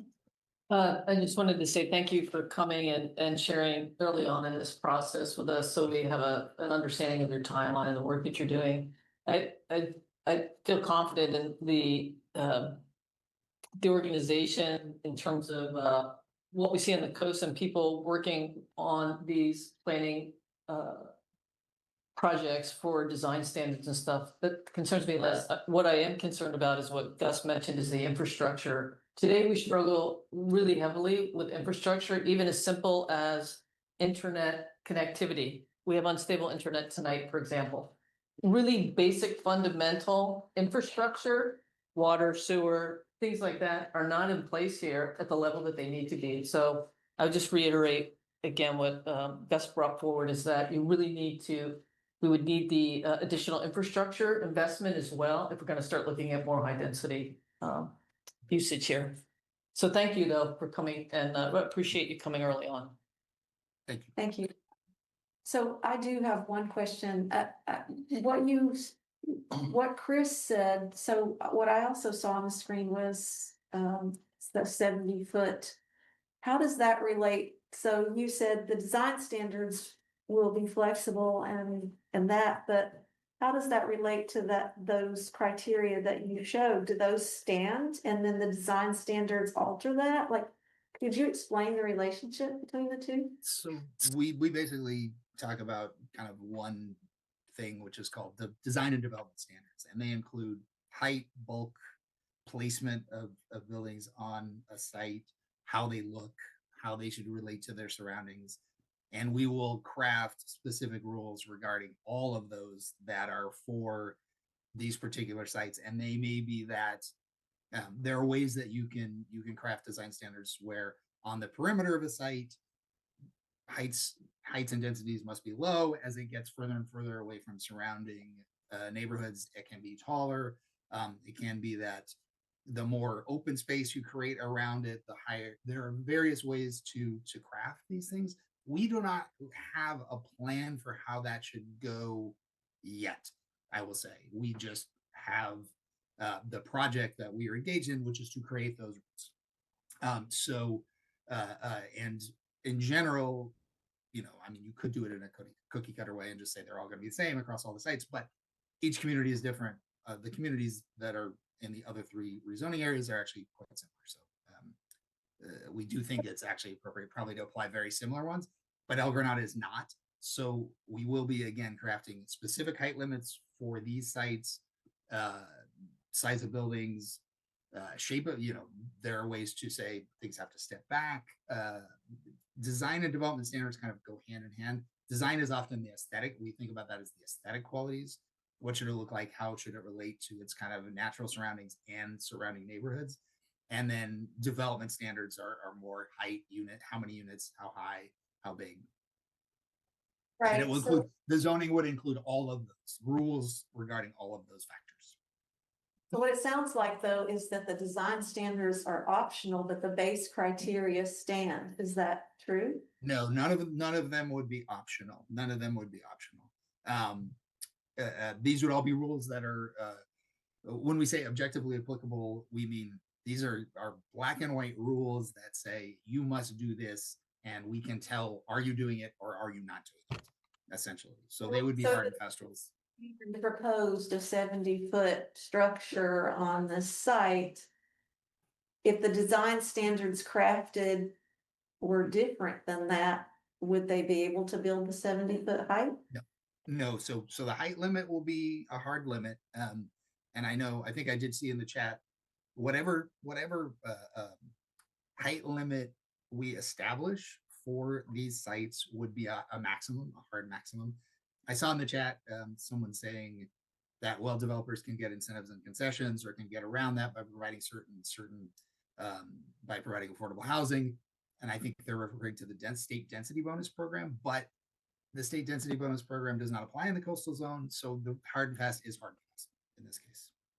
Okay, and just to emphasize that difference between urban environments and rural environments. And out here on the coast, a lot of this is more rural in nature and character. And the other sites that you showed definitely were very urban. So that's great. Yeah. That difference seems stark to me. That you know, if you put something in here that was a very urban design structure, and I hear what you're saying about the design review. But it seems to me if the base criteria, the overarching thing that this sits under, makes it more, I don't know, homogeneous, that they all live under this. I don't understand how you limit it. I guess I can follow on that. I don't want to belabor it. No, just very quickly. I think you make a very good point, but I do want to emphasize we are establishing a different set of rules for El Granada. The program is to create rules for all these different sites. They will not be the same. The heights will be lower, the densities will be lower than the other sites. There will be less units per acre, there'll be less height. That is just a given. How other things may vary is up in the air. In the program that we describe and that the board adopted and the state approved, it is clear that those will be different for this site. We did not describe them all as the same. We did not commit to making them all the same. We specifically committed that there will be lower densities on this site and different standards. How those standards ultimately end up is part of this conversation, I think, how people want things. I mean, I know many people, obviously, and completely understandably do not want any development of those sites at all. But in the event that we craft rules that are sensitive to the context of these sites, that is part of the conversation that we're having right now. Okay, thank you. I'd like to go to the public now.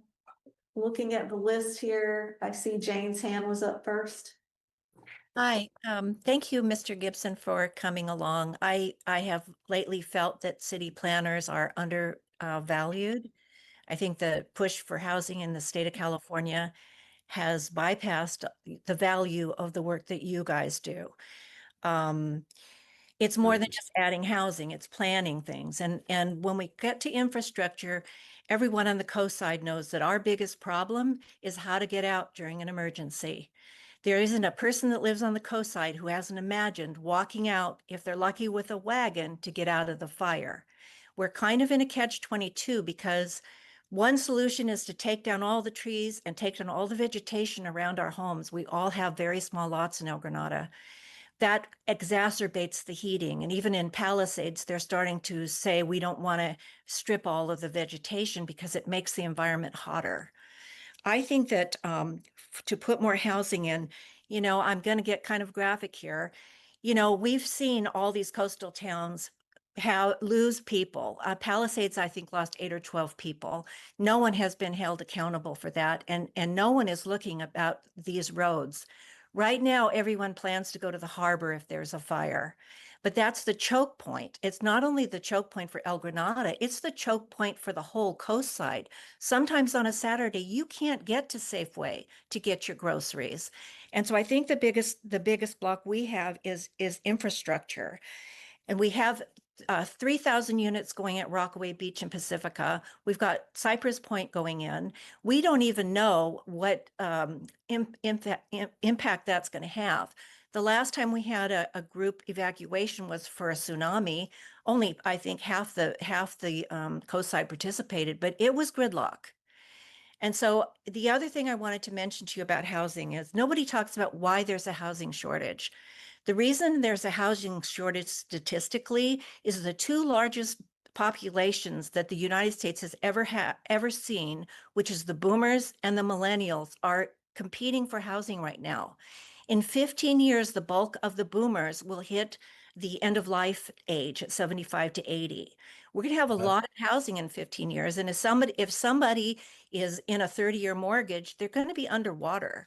So I know this kind of goes beyond your scope, but I just wanted to mention those things. I'm very, very concerned. I know if I blocked the doorway to my house and someone couldn't get out, I would be held liable. So I really think as a city planner, I would ask you very seriously to take into consideration our road infrastructure lack. Thank you for listening. I really appreciate it. Thank you, Jane. The next person I see is Ann Rothman.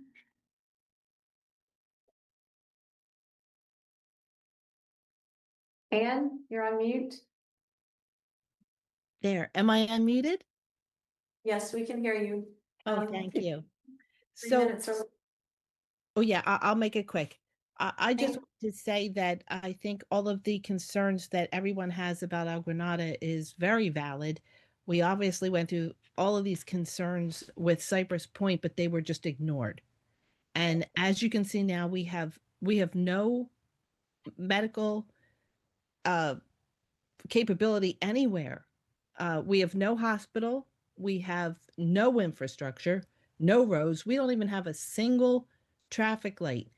And now they're building regardless. And they're going to be bringing people from out of Moss Beach into the area. As far as we know, from Pescadero and elsewhere, they're bringing them all into this one small little town. And now, to top it all off, they've increased the number of units and they've added homeless people with no services whatsoever. I don't know what we're going to do. As a community, I live right down the block from this. I mean, I can't even imagine what we're going to have to deal with. Now, compound that with Pacifica and now this in El Granada, I just can't imagine what the coast is what's going to happen, but it is going to be extremely unsafe for everyone. And I mean, this is dire. These roads need to be the road improvements, everything needs to, road widening on Carlos, it needs to be put into place first. And they need to make sure there's enough water to put out fire. I mean, these are things that should be a concern, but apparently they're not, because they are going ahead with this building and they have just pushed it right through. So if they say they're going to do it, they're going to do it. Just want to put that out there. Thanks. All right. Thank you, Ann. Kimberly, can you ask for the slide deck or do we have the slide deck? Yes, we could wait at the Thank end you. of the comment. The next person I see is Jane Breyer. Or sorry, Yeah. Janet. No, thank you very much. I just had a question. I mean, everybody's very concerned about the hazards that are going to be created by the fact that we have a 2-lane road, one that goes in and out. And if you've been here for a while, you know how congested things get, and with emergencies. Have I missed something, or is there a traffic mitigation study that's been prepared that can possibly be shared with everybody? And that's what I'm looking for. Thank you. Will, do you want to answer that? Certainly, I'm just not sure if I'm supposed to respond to public comment or not. Different. Go for it, Will. Yeah. So, I mean, we are doing some, so there are a couple of phases. We are through our hazard plan looking at I don't know if you are aware, there's an environmental justice plan going on. There's a safety plan. We are looking at all of the ingress and egress routes throughout the county and how they should be improved. There's specific coastal studies going on. But the other thing is that, as we assess the feasibility of development on any given site as we go through rezoning, we will be identifying what improvements would have to be made. And some of them might be on the part of the county, but some of them would be on the developer, and you could not build unless you make it. Because you do actually, if you're going to build a development, we can require a traffic mitigation plan from the developer specific to whatever is proposed should a developer come forward. And that we have adopted other zoning code updates that say for any project of a certain size to come in, it's your responsibility to complete a traffic mitigation plan and show us how you are going to provide measures that will mitigate any impacts in the traffic mitigation plan. So, so there are several stages of that. I do think the county is going to continue to try to get, some of it is working with Caltrans, obviously, which can be a long process, and some of it is local, and some of it is a question of finding funding. And we are a little challenged at the federal level in terms of the funding available at present, but we continue to look at improvements broadly throughout the coastal area, but we can also task developers as a condition of you being able to build things of a certain scale that they will mitigate impacts on traffic, on other infrastructure. Well, I appreciate that. Just one last comment from Ms. Breer. It seems to me you're putting the cart before the horse. If the traffic mitigation studies show that right now it's totally unfeasible, it's a hazard, it's a danger to the community, why are we even talking about moving forward? That's my comment. Okay, thank you, Janet. Sid Young? Thank you. First of all, thank you, Will. Can a nonprofit purchase the land? The zoning regulation changes the only thing that the zoning regulation changes will do is change the use that's allowed on the property and the requirements for how you design that use and how large it can be. It doesn't have anything to do with who may own the land. The land is privately owned, or in this case, school district owned. They could sell it to anyone they want. They could build on it. They could actually build on it themselves right now. And also, to be clear, it doesn't say that it needs to be rental or ownership. Could be ownership, could be rental. Does not say that it has to be affordable beyond the fact that multifamily housing in the county all has to be 20% affordable no matter where it's created. So this is just changing. Excuse me. Yes, go ahead. Let's just say there were some very concerned community members that got their money together to buy it and keep it vacant. Could they do that? Okay, just Absolutely. wanted to ask that question. Yeah, any owner could buy it and sit on it if they were so desired. Nothing to prevent that anyway, except the whatever they're no charging. rule whatsoever. Yeah, except the price of the land, obviously. Yes. Job done. So, who is the county lobbyist? Is that Adam Ely or somebody else? I don't know who our legislative liaison is offhand. I can find out, but I'm not entirely sure. Okay, I'll ask around anyway if you don't get back to me. So one other point I wanted to make, well, two more. Today I got an SMC alert that on Highway 92, a truck loaded with something turned over on one of the curves, and they closed 92 for 3 hours to clean it up. So I don't think you could do a traffic mitigation study that would force a developer to deal with something like that, because 92, there's almost a weekly closure.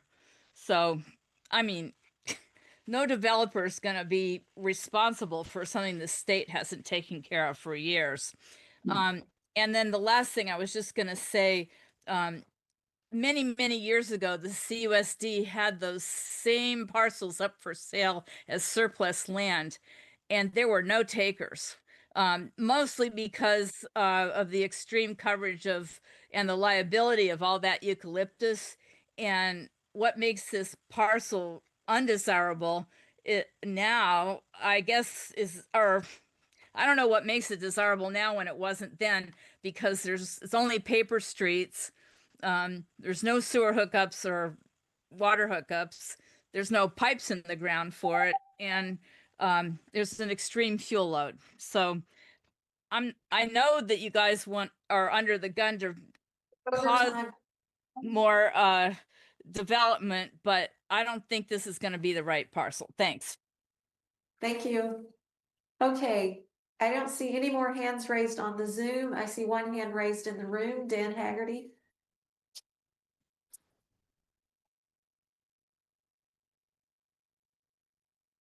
Thank you. Well, I know you're just the messenger and you got a job, so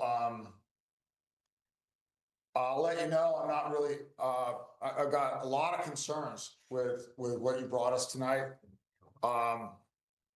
First of all, rezoning here will further conflict with the original historic town design by Daniel Burnham's City Beautiful movement. I believe people have a right to choose where they live.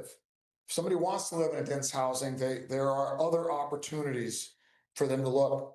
The homeowners in this general area and all of El Granada that will be affected, paid a lot of money for housing, and with the understanding and expectations of the existing zoning contract, if you will. It's not fair, in my opinion, to move the goalposts after families have settled in and found great love for the character of their neighborhood. A mass increase of rentals usually means lower commitment or interest to keep the neighborhood beautiful and peaceful, as they're often just temporary residents. This is too much. It does not respect the local neighborhood residents. It will make evacuation more difficult. It'll lower property values, visually not blend with the character of the existing neighborhood. It'll add danger to our area and overstress the existing infrastructure, which, whatever they say, it's ultimately going to cause more property taxes for the current homeowners to need to fix this infrastructure lack in the future. The housing need is not agreed on, as the RENA numbers failed an audit by the California Department of Finance. Population is projected to stay the same through 2060. This is ultimately motivated by profits for developers and investors coming from Sacramento politicians. This rezoning will fail to deliver on intention and promises of affordable housing. Sardine can housing will replace the open field and wildlife habitat of today. Exactly the opposite of Burnham's vision. No to upzoning, foster local control, do not rezone, and do not fast track this. Please take this area in El Granada off the rezoning program. Thank you. Thank you, Dan. Are there any more? Yes, could you please state your name? Yeah, Douglas Fuller. I'm a resident of 50 Madrid in El Granada. My property is adjacent to the parcels that are the subject of tonight's discussion. I want to ask Mr. Gibson, specifically, where's the analysis of alternative sites and parcels in San Mateo County so far that have been given site selection criteria like access to transit? Where is that analysis to date?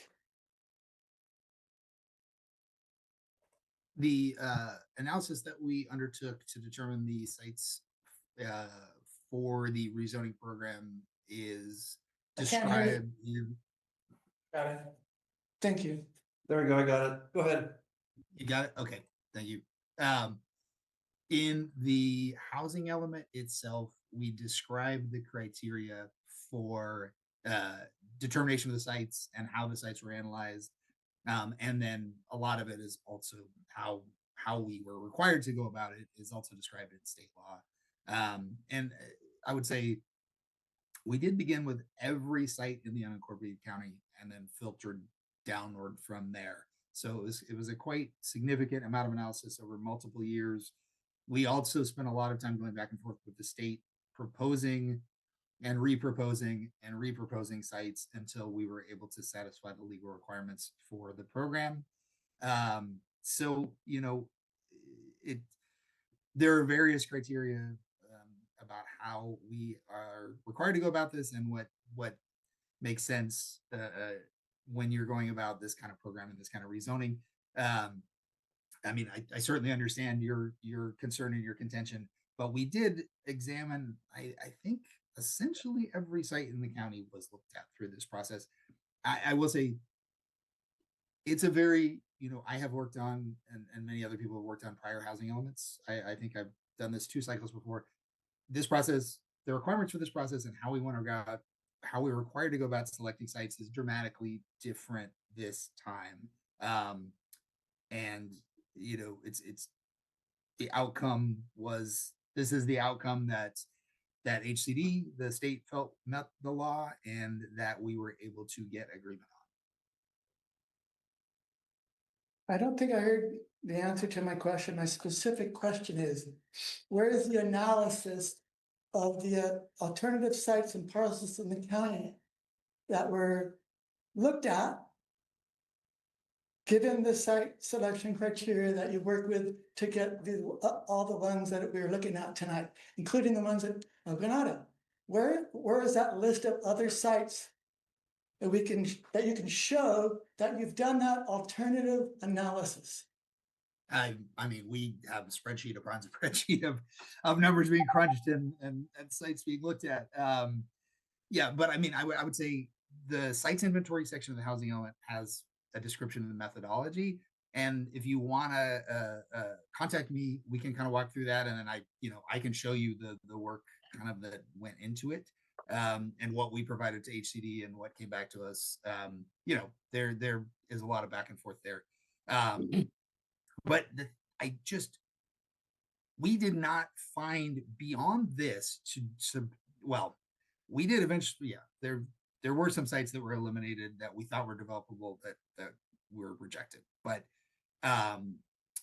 in general, we came down to a very limited number of criteria candidates, and this, you know, program that you see before you is essentially it. We did not eliminate theoretically possible sites. We included every site we thought that met the criteria. There are not sites out there that we just decided, oh, we shouldn't put these in, even though they fit. That didn't happen. If I heard you correctly, I think you said that there was an analysis done of alternative sites and that information is available somewhere? We analyzed every site, literally every parcel in the county that we thought. There's a lot of spreadsheets that we did the work with. Yes. Is there a write-up of that full analysis? No, that's not what we're required to do. We're required to basically get the state's agreement on, once we filtered it down. And we continued to filter and filter. They rejected, I mean, we had many, yeah, you definitely could see what we first submitted to the state and how many more sites were on that were rejected. So that would be something that might be of interest. Yeah. How to get rejected. Will, can you provide your contact information so that this gentleman can be? Can I ask one more question? We're out of time. Okay. I'm sorry. Yeah, Thank but you. I would say everyone should feel free to contact me directly. And also you can look at the rezoning website. My contact information is there. I'm happy to answer any of these questions and provide more in depth, because I mean, that's a large question, and a fair question, but yes, I'd be happy to give more background. Thank you. We're 20 minutes behind and I see one last hand raised. Susie, can you do this in 2 minutes or less? Susie? You're on mute.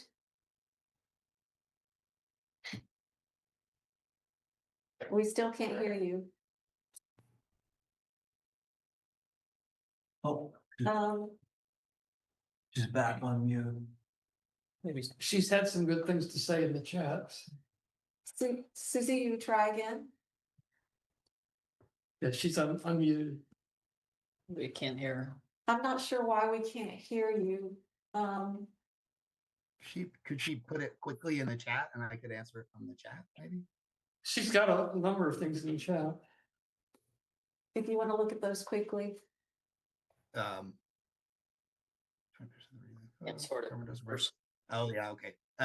So one of the questions, well, so I'm not sure which is these, some of these are comments, some of these. Am I on There now? you are.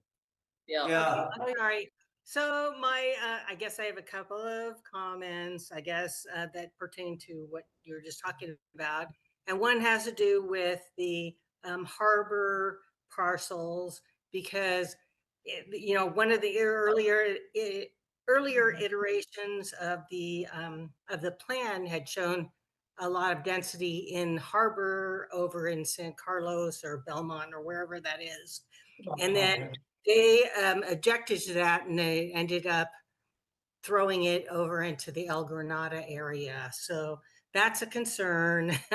It's much more, obviously more reasonable to put the density near transit and near the jobs, which we don't have here. I also wanted to just ask Will if he might be able to provide a little bit more context about how the local coastal plan plays into this, because my concern is that I keep hearing that the state density bonus or whatever, all the state laws supersede all of the local controls. And so whatever development controls that we put in, they can ask for concession on and get waived. And so those are like super valid concerns, and how do those get controlled through this zoning effort that's going on. So that's kind of in sum, those are my primary concerns. Thank you. And through the chair, did you want me to address those, or? If you would like to address it, if you could keep it quick, and then I'd like to move I'll on make to it the very, next. I'll make it very quick, just to address the density bonus point. So whatever we rezone in El Granada still has to go through the coastal commission and be consistent with the local coastal program. At present, the state density bonus law is still not in force in the coastal zone. The Coastal Act still supersedes it. However, it is almost an inevitability that the state is going to continue doing what it has done, which is override the Coastal Act and apply the streamlining and exemptions that they've applied in other areas to these areas. This looks like an inevitability. Maybe at some point the density bonus law will apply in the coastal zone. It does not yet.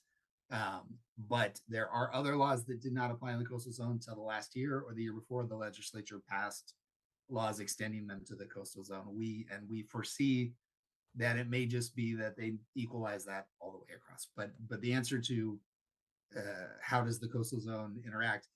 We still have to come out with a local coastal program. We still have to go through the coastal commission. The Coastal Act still applies for these zoning parcels, and the density bonus law does not yet take effect in the coastal zone. Thank you, Will. Thank you all. I appreciated this presentation, and there was a lot of community interest, so thank you very much. We're going to move on to the next agenda item now. Camille, I see that you're there, and I apologize. Hi, can you hear me? We Yes. can. Oh, great. Take it away. Okay, so I don't know if you guys want to go to the design review approach PDF. That's like the second in the list on the design. Oh, sorry, on the MCC's. Or I can just share my screen too, whichever. Quicker if you can share it. Sorry. Okay, let's see. So just quickly, I know you guys are running out of time. In general, the lighting standards applying to projects subject to design review, mostly homes in the Midcoast area, those are being made more, that we are required to make those more objective if we want them to be applied like in an ADU context or later in an SB9 or SB35 should they be effective on the coast. They will have to be objective in order to be enforced. So this process is a process of going through the design standards. It's a blue book that you might all be familiar with that the CDRC uses to review projects that contain a residential unit, and going through them and making them either objective, or if they cannot be made objective, sometimes eliminating them or replacing them with something similar that can be made objective. We're deleting, so we're deleting those that cannot be made objective. We're leaving a lot of them as recommendations, although of course that's less enforceable. We are simplifying the standards, so we're trying not to make a very, very convoluted. We're trying to make them very clear. We're eliminating duplicates. We've kind of combined, you guys, some of you might know about the community design manual. So there was kind of like two separate things to look at for design reviews. We're combining those. We're incorporating CDRC feedback that we obtained back in 2022 over a series of meetings, public meetings. And we're deleting standards that are outside of the purview of design review, such as trees and WELO, the water efficiency ordinance.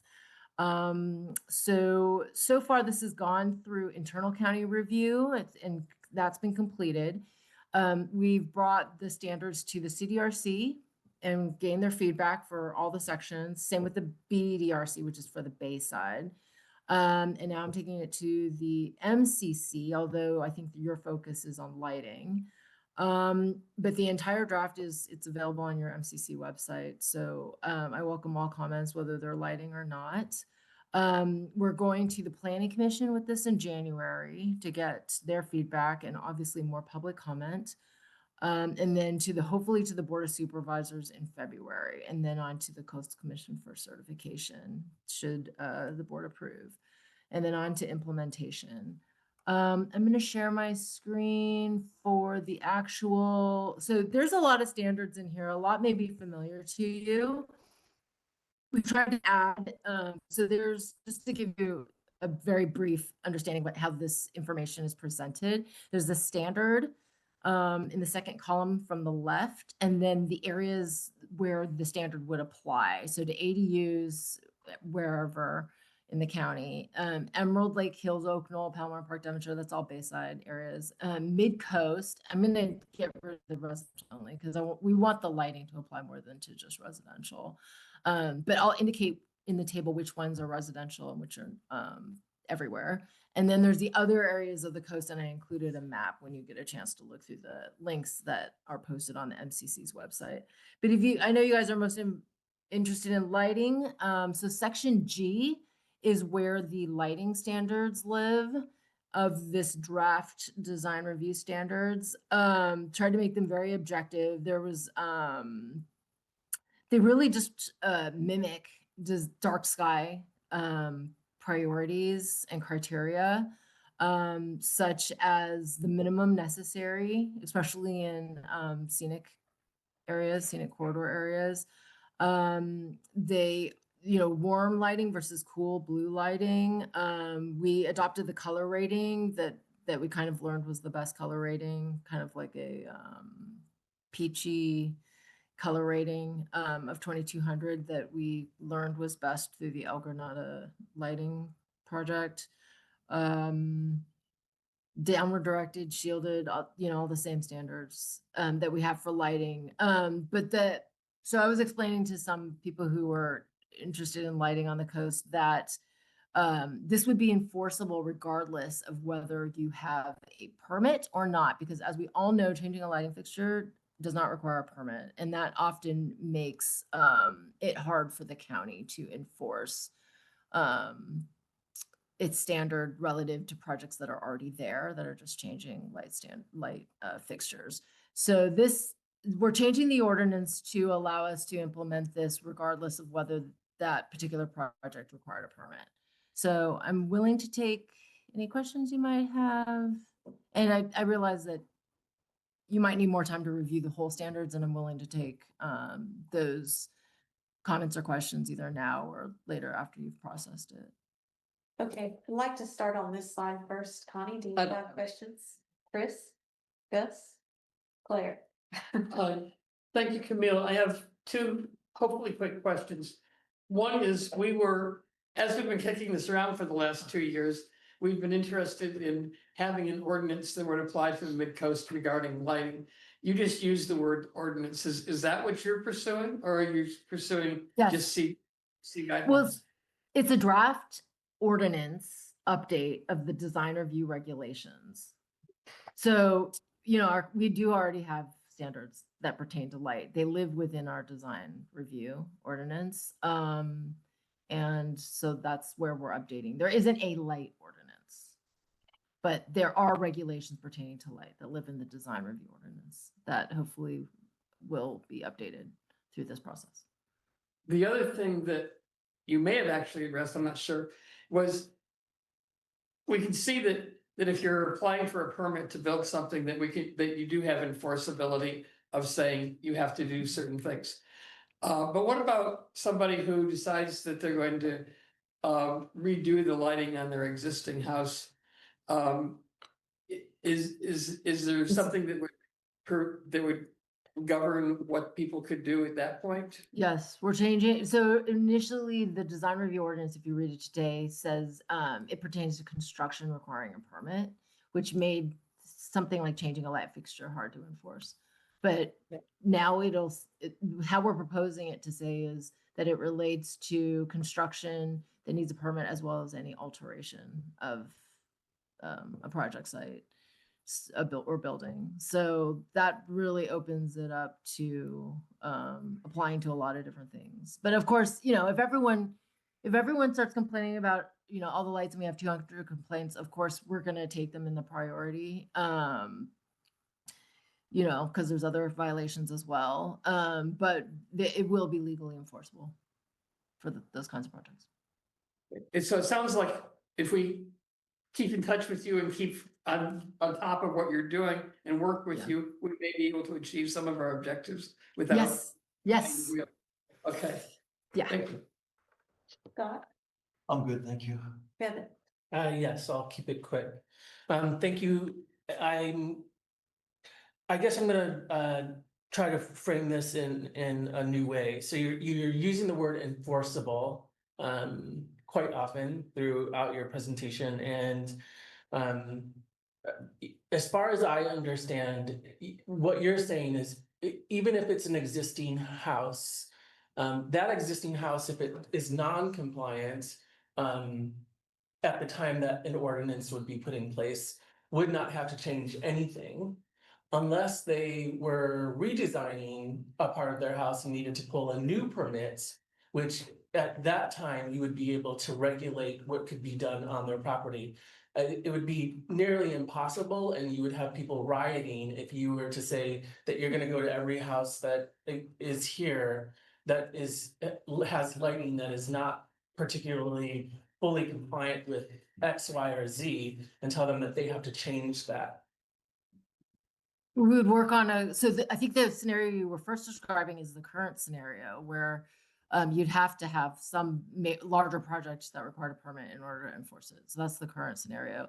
But we would obviously still work on a complaint only basis. We're not looking at everyone's house going down the street one by one.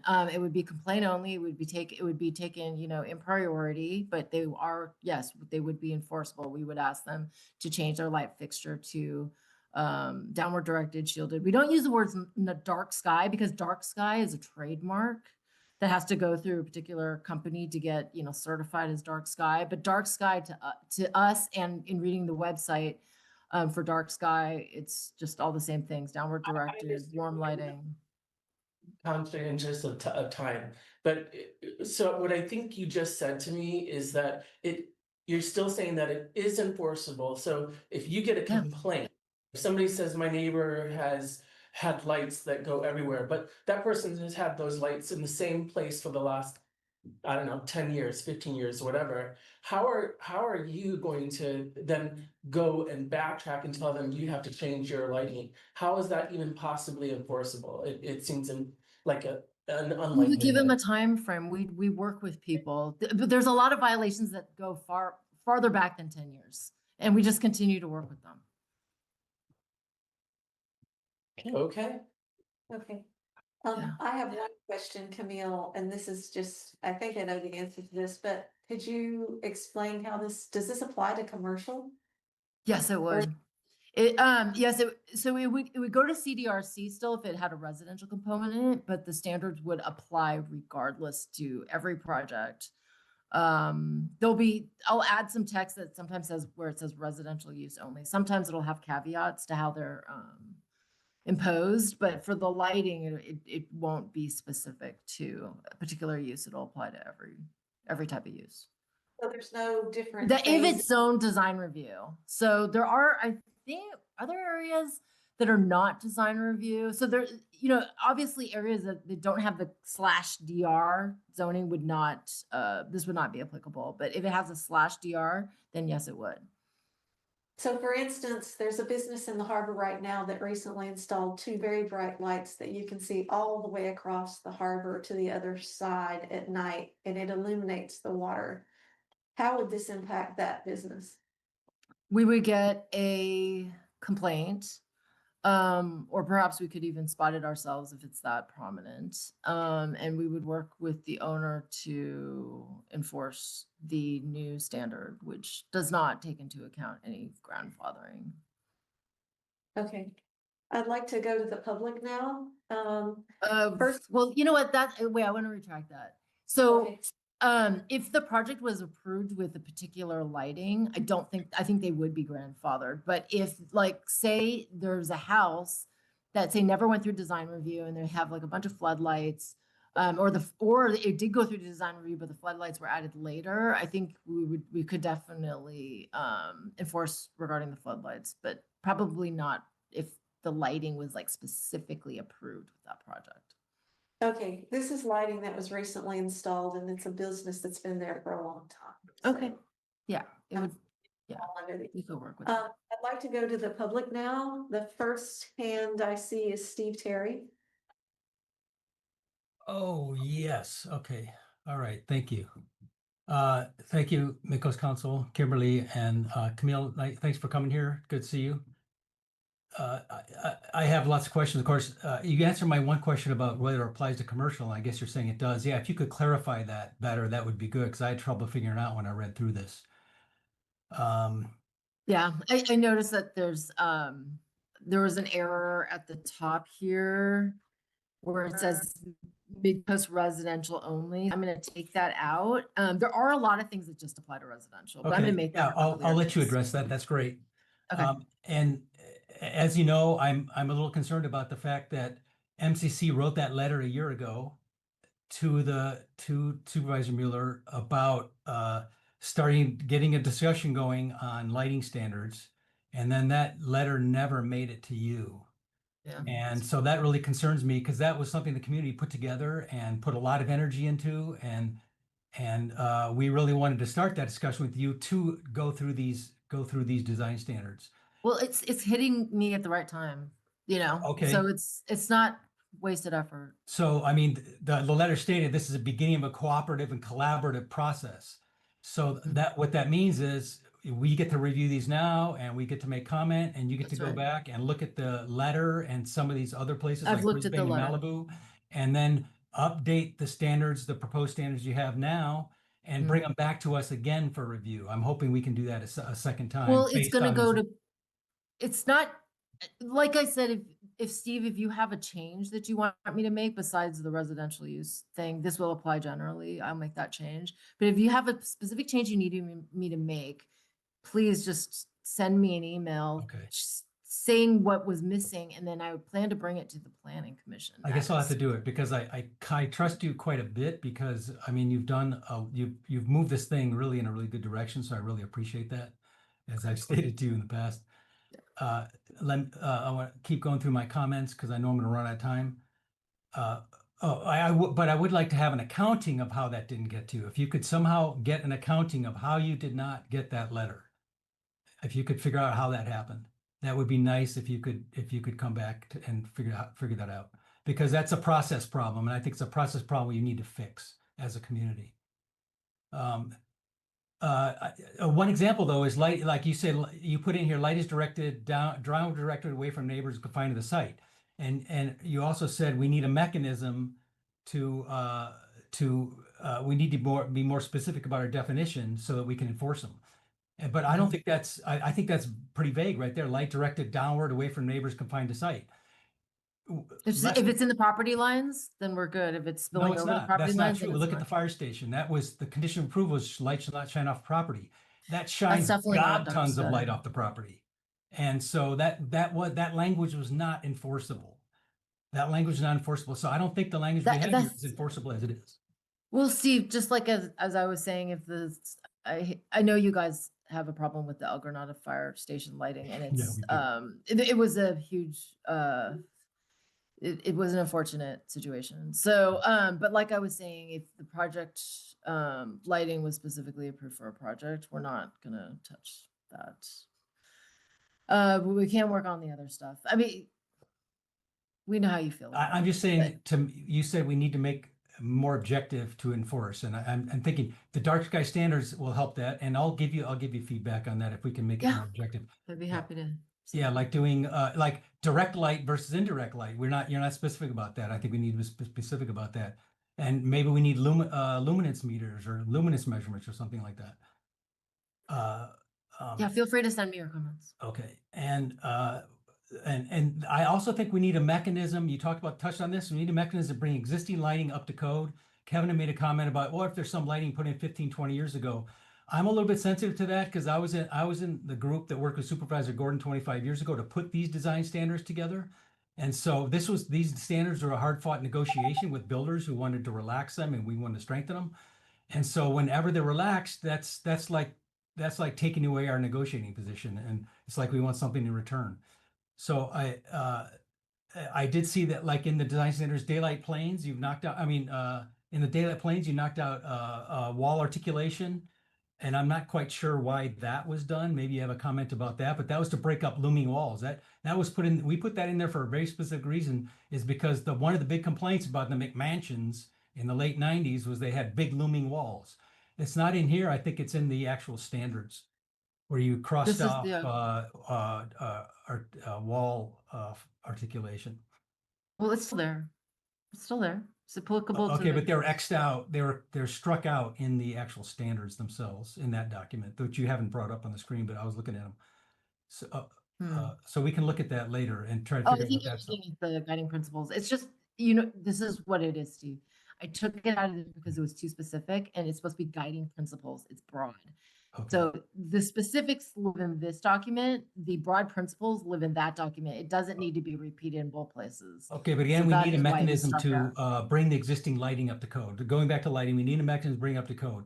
And Kevin mentioned 15, 20 years ago, these standards have been in place for 25 years. So if somebody put in lights 15, 20 years ago, that's illegal. And they can, and if it wasn't permitted, we can go about that. But I think a more gracious way to move the community in the right direction is to maybe we could have a provision where if anybody does any sort of outside permitted work on their property, then they also have to bring their lightings up to standard, even if that lighting's not part of the project they're doing outside the house. Maybe that's something we could consider. So I would like you to consider that. It doesn't have to be with anything. It could just be lighting itself, and we would still be able to enforce. Okay, well, that's good to hear. Yeah. Way over. I encourage you to wrap it up. Okay, well, I do have a few more things to say. What's the best public way to voice my concerns about these issues? Just send them as comment to me, and they'll be included in the planning commission packet. And if you support these standards, come out to the planning commission and voice your support. Okay. Or your opposition, if that's the case. But I'd sooner just receive your constructive feedback, word changes, what have you, and put that in here before the planning commission. All right, Camille, thanks very much. Appreciate it. Okay, the next hand up is Sid Young. Camille, where is this document located if I wanted to see it? Is it on the MCC website or some website? Today's agenda. And then it's also, it's not really anywhere else, but I'll be happy to send it to you. I'm creating a website, but I think it'll take like a week or two for me to put it on there. But previous drafts were on the CDRC. This full document's on the website. This is on for the MCC. Today's. Yeah. Okay, It's I'm right sorry, I here. didn't. Yeah. I It was is- on like 3 or I 4 know. Zoom meetings today, so I didn't see it. That's Thank okay. you. They're all right here. You can do it really fast. I just have one really quick question, and it's irrelevant as far as planning goes, but I do have a spotlight on my garage because I come home late at night and it's really dark out here. We don't have street lights or much lighting, and I live alone. So one night, you know, I changed a bulb in my spotlight, and the neighbor said it was bright, but it was just a different bulb. So, I mean, I don't know about compliant or anything like that. I just changed a bulb and a friend had given me. So I don't know if I'm compliant or not. I We'll work with would you that on be it. Just something send me an somebody would email. complain about? I'm just saying, would somebody complain about some petty thing like that or not? If it was downward directed and shielded, It is. you'll be fine. It highlights and it not highlights up blue, but the rock. warm Okay. color. Good. All right. Thank you. Okay, Janet Breyer. Janet, is your hand up? She's on. Yes, yes, yes. Thank you very much, Camille, for all this information you're giving us. I'm somewhat confused. These are my points of confusion. I'm unclear about what is grandfathered in. Is it commercial and residential or nothing at all? Or is it grandfathered in until they seek a permit to change the commercial and or residential? You also mentioned, something about a CR zone. I'm not clear on that. And that I think that was sort of in response to questions regarding the RV park and how you could enforce it with the or not due to the CR zone. And last but not least is the fire station. You seem to imply, or at least my brain heard it as an implication, that although the lighting does not comply with what the permits were, that this is somehow untouchable. Yeah, the grandfathering applies to lighting that was specifically approved as a part of a project. So so we're not going to go and make someone change a fixture that was reviewed as a part of a project already and approved. So it's like kind of re-reviewing it. So we're not doing that. But if it was slipped on after, if it was, just never seen it all, then of course there's no grandfathering. I hope that clarifies your question. Okay, well,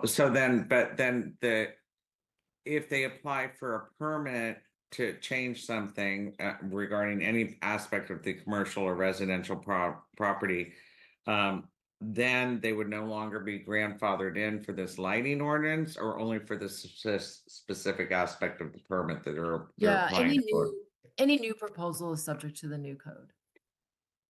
regardless of what it applies to, fencing, whatever, new bathroom. Well, fencing isn't necessarily permitted, so That's why I said so new it bathrooms just depends usually on, we have to, whatever, we'll figure. So with lighting, most times it's not permitted if the house has been there for a while and people just change out fixtures. But like, say if it's a brand new house down the street that went through to CDRC, then we collected the light fixtures and we approved them specifically. So those would be grandfathered. So the RV park lighting and the fire station parking as it is now is like untouchable unless they apply for, it's all been permitted properly. So, yeah. or at least they say.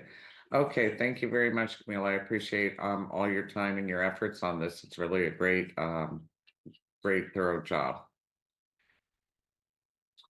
Okay, I see one last hand raised. That's Dan Haggerty in the room. Hi, Camille.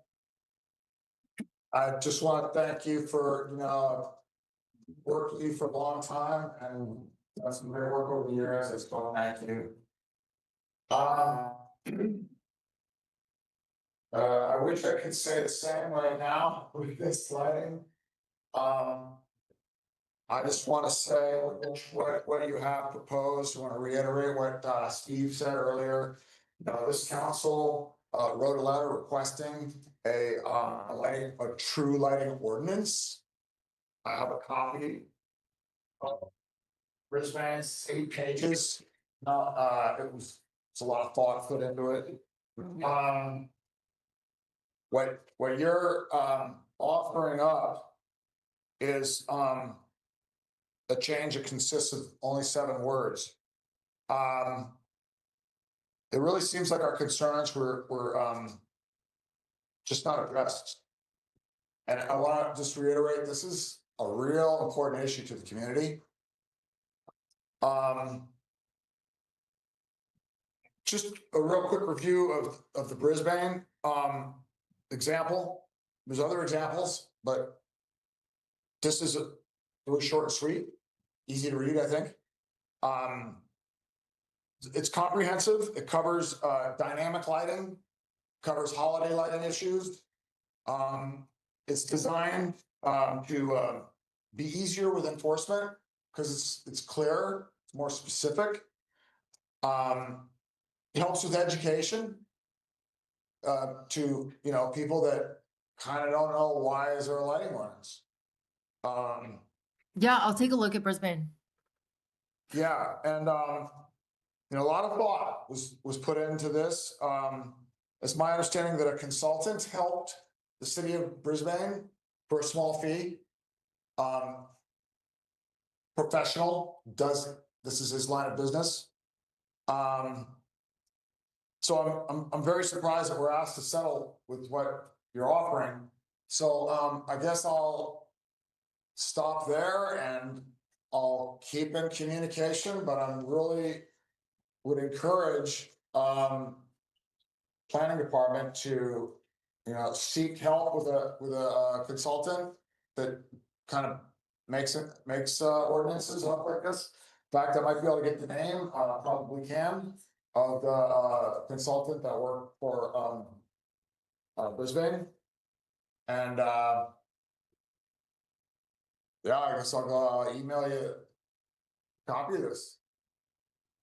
I can Google the Brisbane light ordinance. Okay. But thank you. And just because this is obviously we're trying to meet state laws with objective standards. Having objective, clear standards is better than having a whole bunch of subjective standards that you can't enforce. So getting this in place doesn't keep anything else in the future from being developed for sure. But we are trying to, because we have ADUs going up, we have all these things going up that really don't have enough standards that pertain to them to blend them better in with the coastal environment. So we're hoping by making this available that it can inform development in the short term. I'm sorry, But I didn't understand what you just said. we're doing this for state law because there's development that's subject to only objective standards, like such as ADUs. And really, we're approving ADUs, but they don't really have the strict standards that say a house would be subject to, because the standards that we have right now are subjective. They're not objective, so they cannot be enforced. So there's very, very, very few standards, if at all, design-wise, that apply to ADUs. So by putting this in place and getting it through to the Planning Commission and to the board early next year, we're putting something. It's a stopgap that basically says, here's the objective standards that we can apply, replacing the subjective standards that we cannot apply. And of course, if we wanted to do a lighting ordinance later on, we could, if the powers that be, support that kind of effort. But what I encourage Steve Terry to do is, yeah, it reads longer, the Brisbane ordinance and the dark sky, webpage. It reads a lot longer, but what specifically is missing from this? Is it just Christmas lights? I mean, it's like, tell me specifically what is missing from it, and we can put them in, and I will read the Brisbane ordinance myself, see what could be gleaned from that and add it here. But if we went through a full light study and stuff like that and delayed this, there's effectively a gap right now in terms of not having design standards for certain state encourage projects, state where there's an incentive for housing by the state, and we can't enforce really any design standards right now. Okay, I'd like to move on. Yeah, well, I'm sorry, thank you. I just, I don't, we have to wait another 10 years. I'll be in touch, Camille, and to try to help, answer the questions you asked tonight. Thank you. Camille, thank you. I would like to just raise one more thing before we're done, and that is that the MCC's letter about the lighting ordinance does still stand, and we would like to explore that possibility. And so maybe that means that if you're willing, you could come back another time and we could discuss the lighting ordinance. We'd like to get that process underway. And one of the things that we recommended was to establish a group that would come together and get the process started and provide input. So we would love to have you help us start that process if that's part of your, I don't know if that's part of your responsibility and you're willing, but I think that we do indeed want us to pursue a lighting ordinance.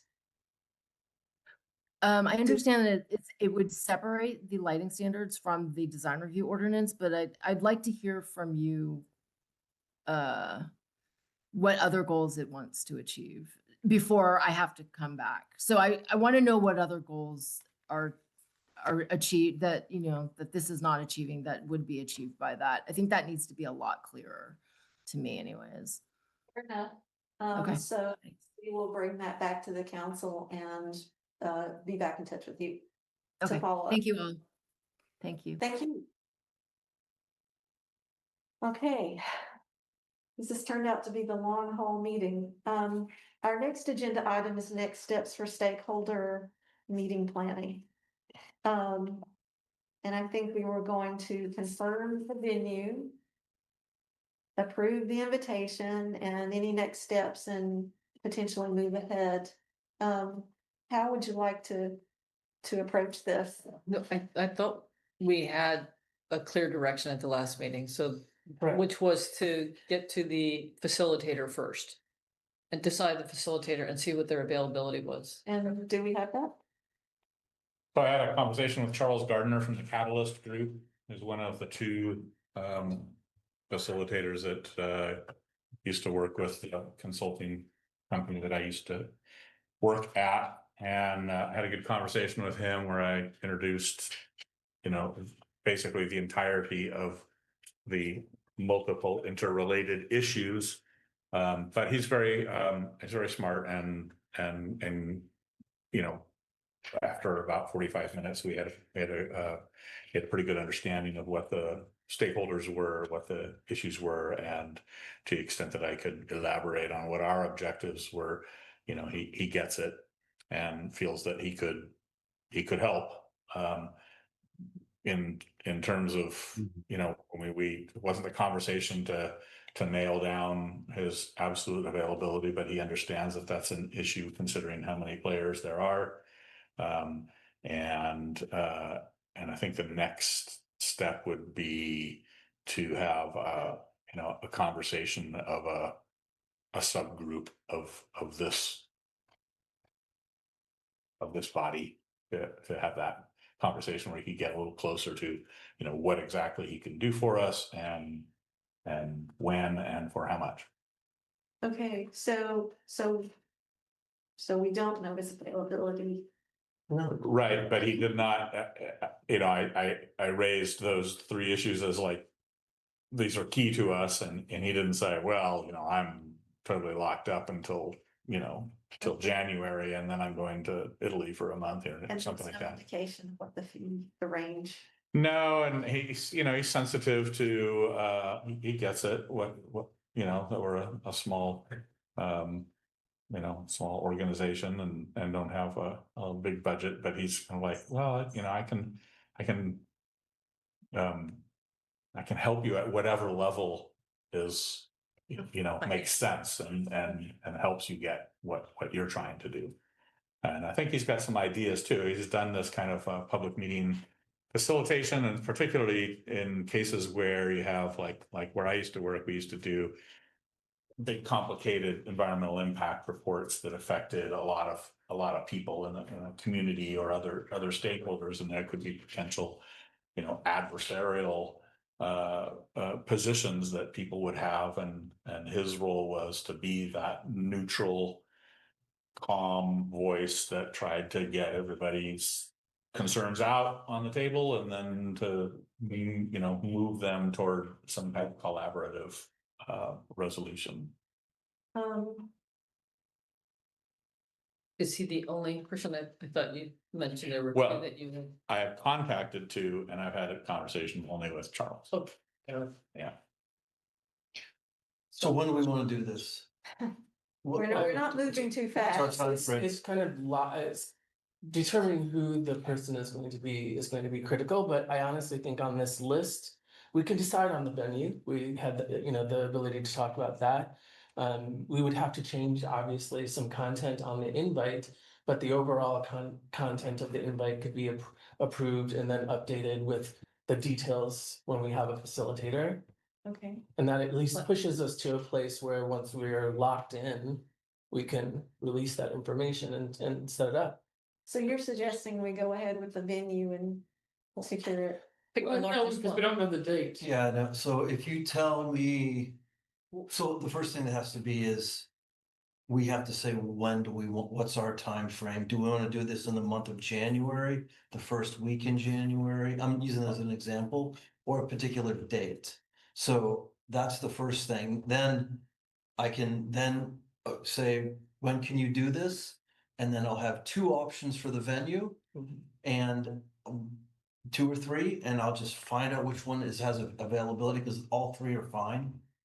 And I think that's what then we I can was lock saying. it in, and then we're done. Can I just make, based on what you told us last time on Yes. the venues? Yes, There were some limits to what the chamber had, but it seemed, if I understood Yes. correctly, the library or the senior center would be potentially able to handle a larger group. Was that? definitely my- library. Library has the biggest room. Okay, so, if it might be helpful to look at what their availability looks like, Okay. because we can go with the largest, you can always scale down, but if we need All right, a bigger I'll one. bring that back.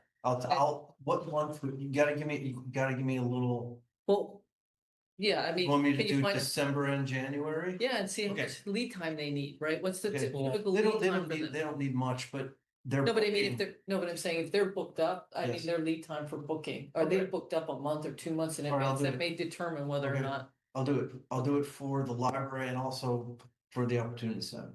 okay. So you want somebody with you to talk to this guy again and nail him down and make sure that it's really appropriate? Is that what you're asking for? Yeah, I think that seems appropriate, that the chair and or vice chair should have some role in deciding whether or not that's the direction that we want to go in terms of, spending our budget on it. Yeah, it's important. He did have one piece of constructive advice or suggestion, which was asking about whether we had anybody kind of like an influencer, an influential person, and I'm thinking, it's going to be like the supervisor or something like that, that's going to help us bring a little more gravity and help bring people to the table. I'm sorry, we did talk to Ray about that. He said he would back us up. He would support us. He would, we could lend his name to this. Good. At the same time, the county also is a stakeholder, so. Yeah, that but, would be acknowledged. Yeah. so it's not his meeting, but he is supporting. He pays the bills. I think there's one problem here that we need to just be clear-eyed about, and that is, if this meeting happens after November, a lot of the reasons that we're doing it are gonna shift markedly. Because decisions are being made, the Caltrans report comes out, supervisors meeting next week will have occurred. And presumably the Harbor District is gonna continue to move ahead, so. I don't think you're gonna get people anything. I don't think- We're already at the end of October and the holiday. Right, I'm just asking Yeah, us to no, I think about understand. the fact that by the time this meeting happens, the landscape may have changed. Yeah. Are we comfortable with the fact that the main goal is still to get these stakeholders to think about all these overlapping projects on the mid-coast, and is it still gonna have the impact that we wanted it to? So, no, I agree with what you're saying. I totally support what you're saying and what you're trying to get across. Especially after I found out about the October 27th meeting that's happening between the burning strip stuff that we just found out about. Even though that might do what we're doing, I think we should move forward and get all the information together. And if we say, you know what, it's too late or it already happened, it doesn't matter. I think we should still move forward as quickly as possible. Agree, guys? So I think building on Scott's point, I'd be really surprised if any of the current projects that are as far along as they are get altered in any way because of this meeting.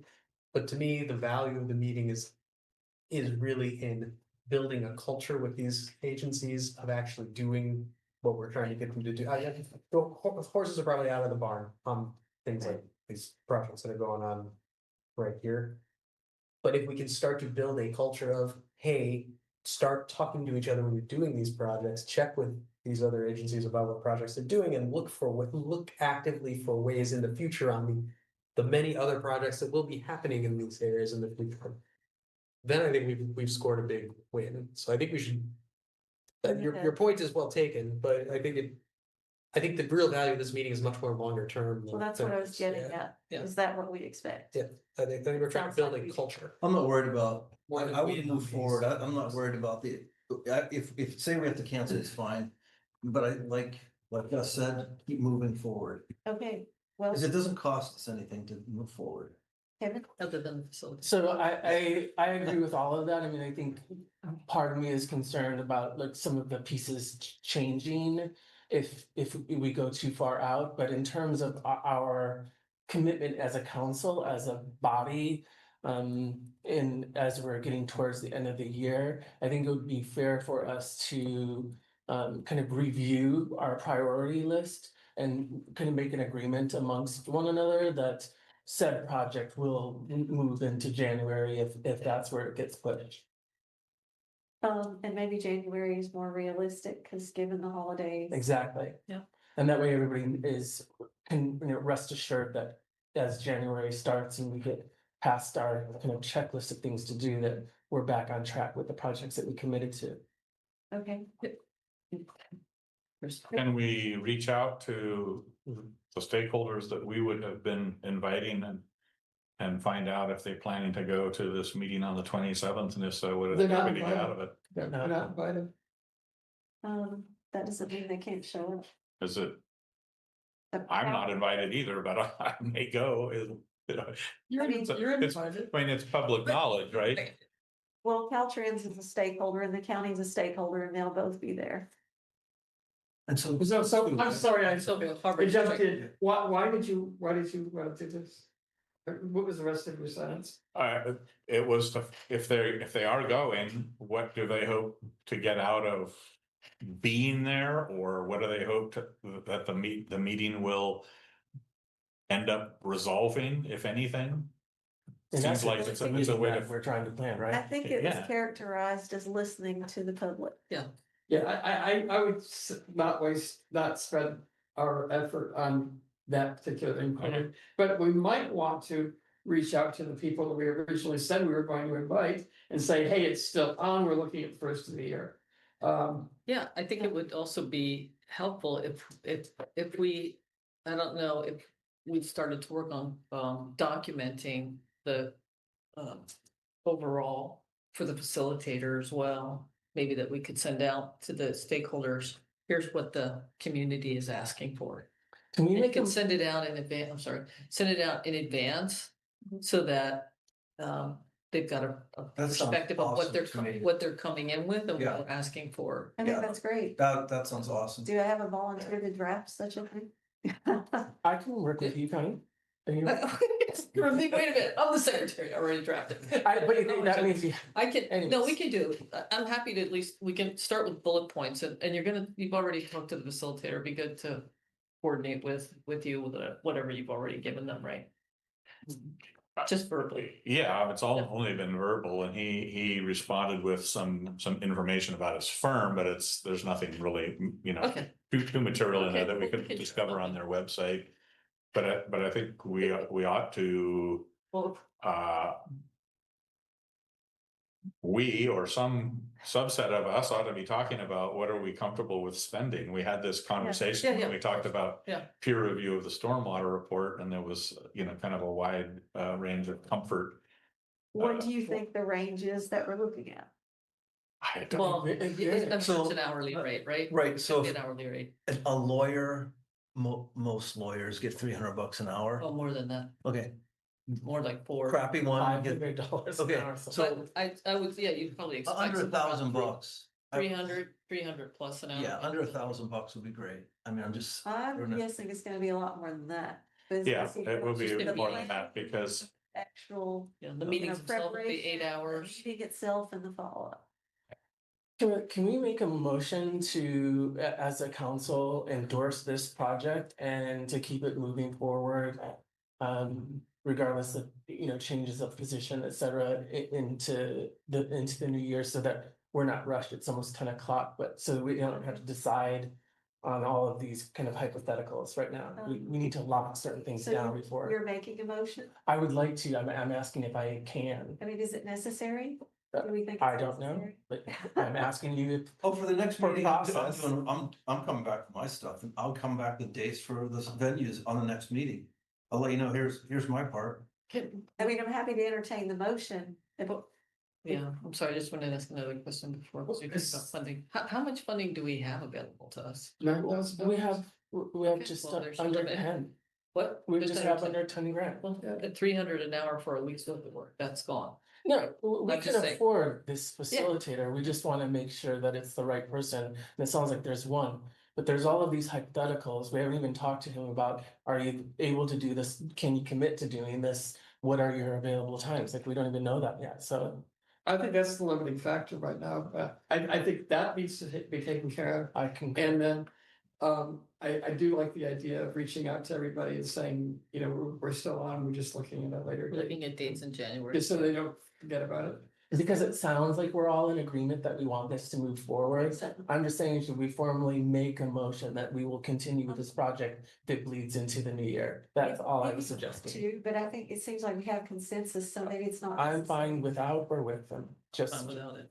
If it's Um, a if we're process, comfortable with the consensus, then I think we don't. Oh, yeah. Yeah. Fine with it. I'm fine with whatever you decide. A subgroup, so that would be you plus me or Claire and someone else, or me and Claire, what were you thinking? yeah, that's what I was thinking. It doesn't take many people to say, are you available? Will you commit to doing this? Yeah, What's your availability? But maybe, I would suggest maybe you and Connie and either Kimberly or me.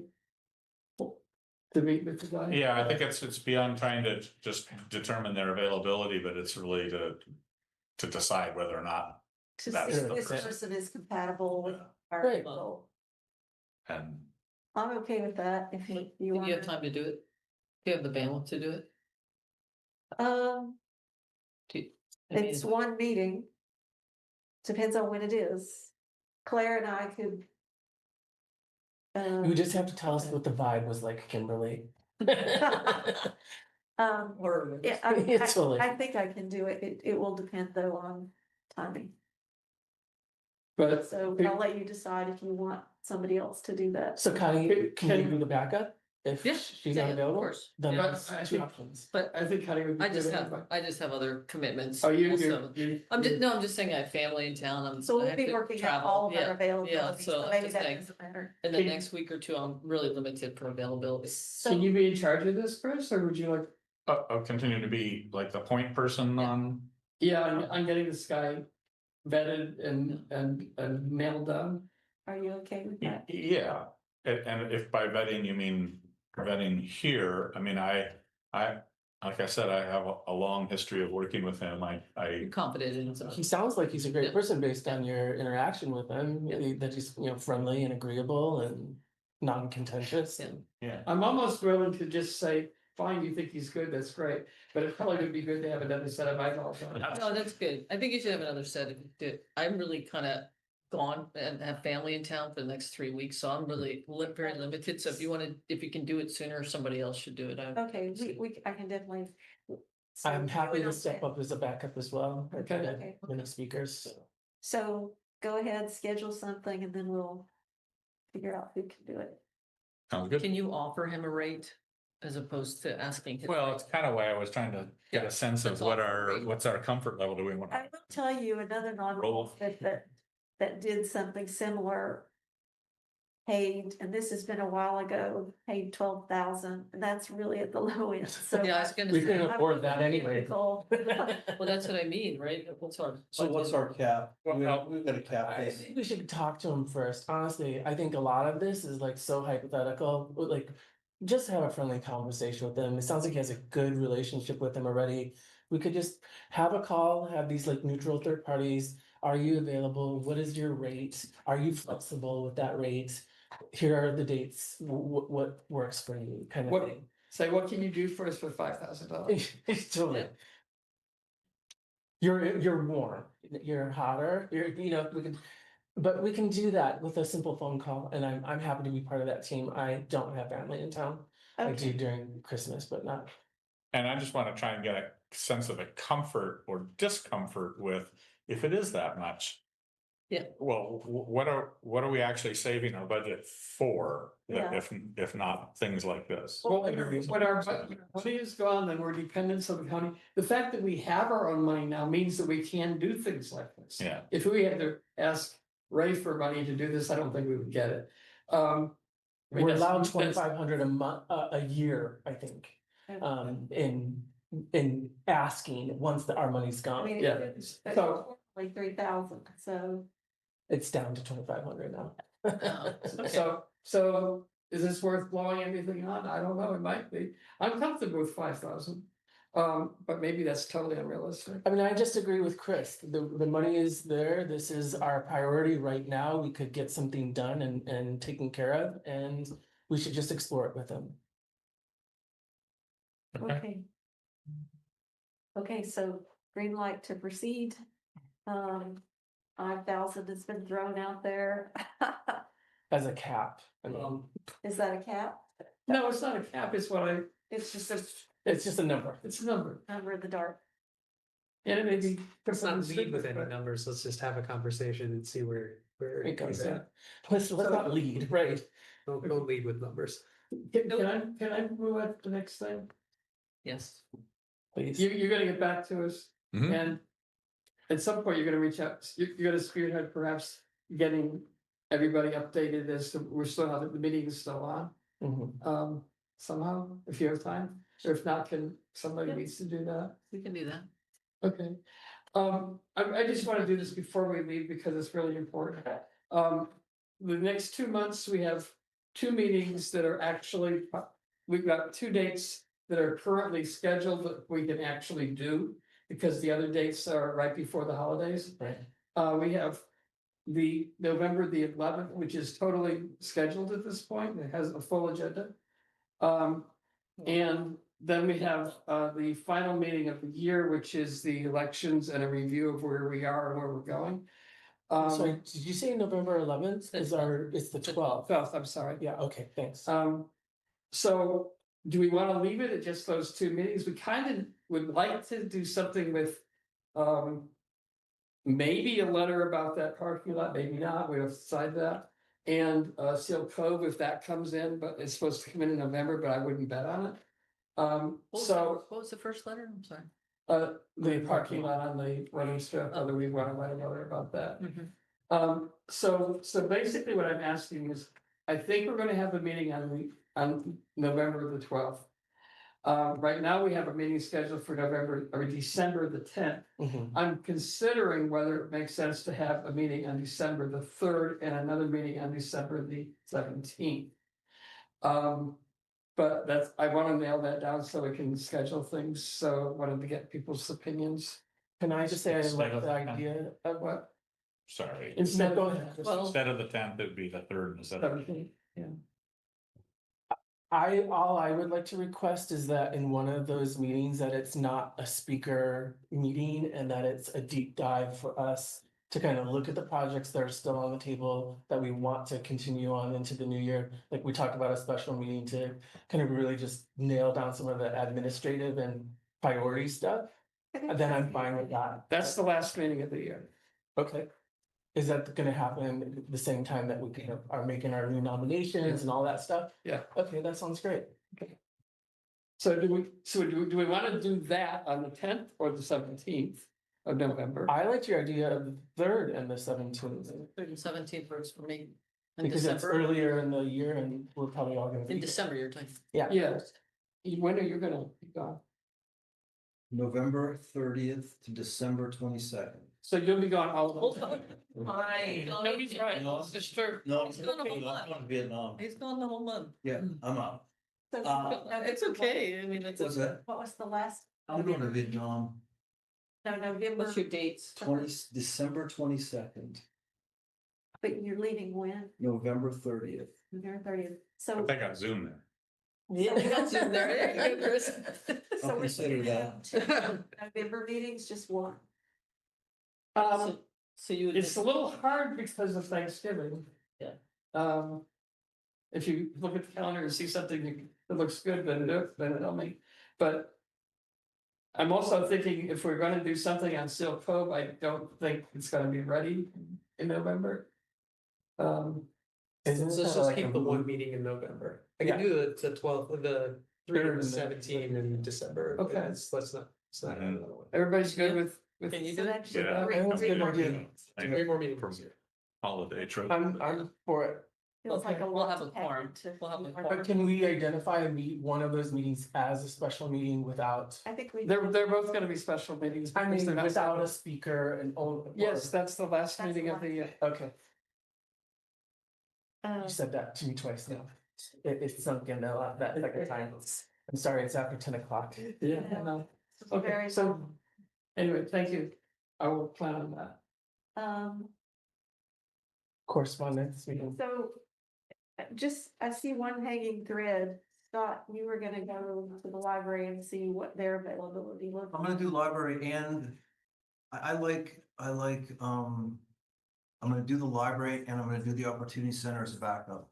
I'm gonna have the information and I'm gonna say for January, Okay, because we're kicking it to January, right? So I'll bring back their calendar for that month perfect. and then we'll say we have time, there's a lot of dates, or we need to nail this down.